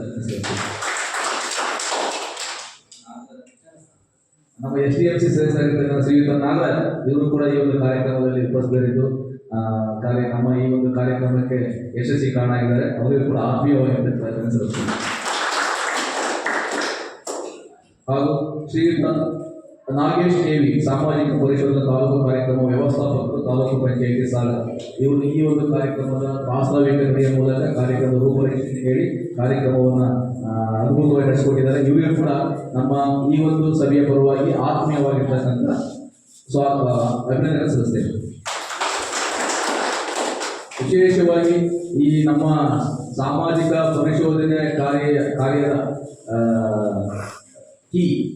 ಶ್ರೀಯುತ ದೇವೇಂದ್ರಪ್ಪ ಸರ್ ಅವರು ನಿಜವಾಗಲೂ ಅಧಿಕಾರಿಗಳು ಭೇಟಿ ಕೊಡೋದು ನಾವು ನೋಡಿದ್ದೀವಿ. ಶಾಲೆಗಳಿಗೆ ಇರ್ಬೋದು, ಬೇರೆ ಕಡೆ ಭೇಟಿ ಕೊಡ್ತಾರೆ. ಭೇಟಿ ಕೊಟ್ಟಾಗ ಹೆಚ್ಚು ಕಡಿಮೆ ನಮ್ಮ ಇಂಡಿಯಾ ಮತ್ತು ಪಾಕಿಸ್ತಾನದ ಲೈನ್ ಆಗ್ತಾರೆ. ಇಂಡಿಯಾ ಮತ್ತು ಪಾಕಿಸ್ತಾನದ ಬೈಫರ್ಕೇಶನ್ ಮಾಡುವಾಗ ಲ್ಯಾಂಡ್ ಬಂದ ವ್ಯಕ್ತಿ ಒಂದು ರೂಮ್ ಒಳಗೆ ಕೂತ್ಕೊಂಡು ಬಾರ್ಡರ್ ಹಾಕಿಬಿಡ್ತಾರೆ. ಒಂದು ರೂಮಲ್ಲಿ ಕೂತ್ಕೊಂಡು ಇಂಡಿಯಾ ಮತ್ತು ಪಾಕಿಸ್ತಾನ ಬಾರ್ಡರ್ ಅಂತ ಹಾಕಿಬಿಡ್ತಾರೆ. ಈಗ ರೂಮ್ ಒಳಗೆ ಕೂತ್ಕೊಂಡು ಇದು ಇಂಡಿಯಾ ಪಾಕಿಸ್ತಾನ ಅಂದಾಗ ಇವ್ರ ಮನೆ ಇರುತ್ತೆ, ಜಮೀನಲ್ಲಿ ಇರ್ತದೆ. ಮತ್ತೆ ಜಮೀನ್ ಪಾಕಿಸ್ತಾನ, ಮನೆ ಇಂಡಿಯಾ. ಈ ತರ ರೂಮ್ ಒಳಗೆ ಕೂತ್ಕೊಂಡು ಗೆರೆ ಇಡೀ ವಾಯುವ್ಯ ಭಾರತದಲ್ಲಿ ಹೆಚ್ಚು ಕಡಿಮೆ 6 ತಿಂಗಳುಗಳ ಕಾಲ ಮಾರಣ ಬಡದಾಟಗಳು ಕರೆಕ್ಟ್. ಇವತ್ತಿಗೂ ಕೂಡ ಅದರ ಬಗ್ಗೆ ಇವತ್ತಿಗೂ ಇರುತ್ತೆ. ಆ ಒಂದು ಅಂದ್ರೆ ಯಾಕೆ ಹೇಳಿದೆ ಅಂತಂದ್ರೆ, ಯಾವುದೇ ಒಂದು ಪರಿಶೋಧನೆ ಮಾಡುವಾಗ ನಾವೆಲ್ಲೋ ಒಂದು ಕಡೆ ಚೇರಲ್ಲಿ ಕೂತ್ಕೊಂಡು ಒಂದೇ ಕಡೆ ಕೂತ್ಕೊಂಡು ಎಲ್ಲದನ್ನ ಲೆಕ್ಕಾಚಾರ ಹಾಕೊಂಡು ಮಾಡಿದ್ರೆ ಅದು 100ಕ್ಕೆ 5% ಕೂಡ ಕರೆಕ್ಟ್ ಬರ್ಲಿಕ್ಕೆ ಸಾಧ್ಯ ಇಲ್ಲ. ಆ ಪ್ರದೇಶಕ್ಕೆ ಹೋಗಿ ಅಲ್ಲಿ ನೋಡಿ ಅಲ್ಲಿ ವೈಯಕ್ತಿಕವಾಗಿ ಪರಿಶೋಧನೆ ಮಾಡಿದಾಗ ಅದರ ಫಲಿತಾಂಶ ನಿಖರವಾಗಿರ್ತದೆ. ಯಾಕೆ ಹೇಳಿದೆ ಅಂತಂದ್ರೆ ಅದ್ಭುತವಾಗಿರ್ತಕ್ಕಂಥ ಅಧಿಕಾರಿ ಅಂತ ಪ್ರತಿಯೊಂದು ಕೂಡ ನಮಗೆ ಗೊತ್ತಿಲ್ಲ. ವಿದ್ಯೆಯಲ್ಲಿ ಏನೋ ಹೋಗ್ತಾರೆ, ಮಾಹಿತಿ ಕೇಳ್ತಾರೆ, ಪೋಷಕರ ಹತ್ರ ಹೋಗ್ತಾರೆ, ಅವ್ರನ್ನ ಪ್ರೈವೇಟ್ ಕರ್ಕೊಂಡಲ್ಲಿ ಮಾಹಿತಿ ಎಲ್ಲ ಕೇಳ್ತಾರೆ. ಈ ಪ್ರತಿಯೊಂದು ಗೋಚರ ಕೂಡ ಪ್ರತಿ ಗೋಚರ ತರಿಸ್ತಾರೆ, ಕೂಡ ತಗೊಳ್ತಾರೆ. ಈ 134 ಅಂಶವನ್ನು ಕೂಡ 134 ಆಂಗಲ್ ಅವರು ಚೆಕ್ ಮಾಡಿದ್ದಾರೆ. ಹಾಗಾಗಿ ಒಂದು ಪರಿಪೂರ್ಣವಾಗಿರ್ತಕ್ಕಂಥ ಪರಿಶೋಧನೆ ಮಾಡಿರ್ತಕ್ಕಂಥ ವ್ಯಕ್ತಿ ಶ್ರೀಯುತ ದೇವೇಂದ್ರ ಪ್ರಸಾದ್ ಅವರು, ಅವರಿಗೂ ಕೂಡ ಆತ್ಮೀಯವಾಗಿರ್ತಕ್ಕಂಥ ಅಭಿನಂದನೆಗಳು. ಹಾಗೂ ಈ ಒಂದು ಕಾರ್ಯಕ್ರಮದ ಫಲಾನುಭವಿಗಳು ಇಲ್ಲಿ ಗ್ರಾಮ ಪಂಚಾಯತ್ ಎಷ್ಟು ಮನೆ ಬಂದು ಏನು ಅಂತೆಲ್ಲ ಇರಲ್ಲ. ಇಲ್ಲಿ ಏನಿದೆ ಶಾಲೆ ಏನೆಲ್ಲ ಬಂತು ಅಂತ ಹೇಳಿ ಫಲಾನುಭವಿಗಳು, ಪೋಷಕರೇ ಮತ್ತು ಮಕ್ಕಳು, ಈ ಒಂದು ಕಾರ್ಯಕ್ರಮಕ್ಕೆ ಸಾಕ್ಷಿಯಾಗಿರ್ತಕ್ಕಂಥ ಪೋಷಕರು ಮತ್ತು ಎಲ್ಲ ಮುದ್ದಿನ ಮಕ್ಕಳಿಗೂ ಕೂಡ ಆತ್ಮೀಯವಾಗಿರ್ತಕ್ಕಂಥ ಅಭಿನಂದನೆ ಸಲ್ಲಿಸ್ತೀವಿ. ಹಾಗೂ ನಮ್ಮ ಶಾಲೆಯ ಮುಖ್ಯ ಶಿಕ್ಷಕರು ಅವರು ಅಲ್ಲಿ ಸಿಇಒ ಮೀಟಿಂಗ್ ಇದೆ, ಜೂಮ್ ಮೀಟಿಂಗ್ ಇದೆ, ಆ ಕಾರಣಕ್ಕೆ ಎಲ್ಲ ಹೋಗ್ತಾರೆ. ಮುಖ್ಯ ಶಿಕ್ಷಕರು ಕೂಡ ಈ ಶಾಲೆಯ ಒಂದು ಯಶಸ್ಸಿನ ನಾವಿಕರು ಅವರೇ. ಹೆಚ್ಚು ಕಡಿಮೆ ಎಲ್ಲ ಕಾರ್ಯಕ್ರಮಗಳು, ಒಳ್ಳೆಯ ಕಾರ್ಯಕ್ರಮಗಳು ಶಾಲೆಯನ್ನು ಅತ್ಯುತ್ತಮ ಸ್ಥಿತಿಯಲ್ಲಿ ಹೋಗಬೇಕಂತಕ್ಕಂಥ ಉತ್ತಮ ಕನ್ಸಲ್ಟೆಂಟ್ ಇರ್ತಕ್ಕಂಥ ಉತ್ತಮ ಮುಖ್ಯ ಶಿಕ್ಷಕರು ಅವರಿಗೂ ಕೂಡ ಈ ಒಂದು ಕಾರ್ಯಕ್ರಮದಲ್ಲಿ ಆತ್ಮೀಯವಾಗಿರ್ತಕ್ಕಂಥ ಅಭಿನಂದನೆ ಸಲ್ಲಿಸ್ತೇವೆ. ಹಾಗೂ ಎಲ್ಲ ಸಹ ಶಿಕ್ಷಕರು ಹಾಗೂ ಪ್ರತ್ಯಕ್ಷ ಪರೋಕ್ಷವಾಗಿ ಈ ಕಾರ್ಯಕ್ರಮಕ್ಕೆ ಸಹಕರಿಸಿರ್ತಕ್ಕಂಥ ಎಲ್ಲರಿಗೂ ಕೂಡ ವಂದನೆಯನ್ನು ಸಲ್ಲಿಸುತ್ತಾ ರಾಷ್ಟ್ರಗೀತೆಯ ಮೂಲಕ ಈ ಕಾರ್ಯಕ್ರಮವನ್ನು ಮುಗಿಸೋಣ. 10ನೇ ತರಗತಿ ವಿದ್ಯಾರ್ಥಿನಿಯರು ರಾಷ್ಟ್ರಗೀತೆ ಹೇಳಬೇಕು. ಎಲ್ಲರೂ ನಿಂತ್ಕೊಂಡು ರಾಷ್ಟ್ರಗೀತೆಗೆ ಗೌರವ ಸಲ್ಲಿಸೋಣ.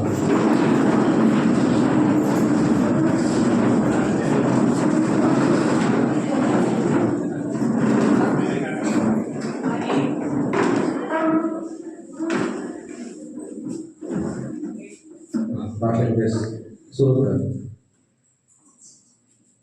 जनगणमन अधिनायक जय हे भारत भाग्य विधाता, पंजाब सिंधु गुजरात मराठा द्राविड उत्कल बंगा, विंध्य हिमाचल यमुना गंगा उच्चल जलधि तरंगा, तब शुभ नामे जागे, तब शुभ आशीष मागे, गाहे तब जय गाथा, जनगण मंगलदायक जय हे भारत भाग्य विधाता, जय हे जय हे जय हे जय जय जय जय हे. ಧನ್ಯವಾದಗಳು. ಇವತ್ತು ಎಷ್ಟು ತಿಳಿಸಿದ್ದಾಗೆ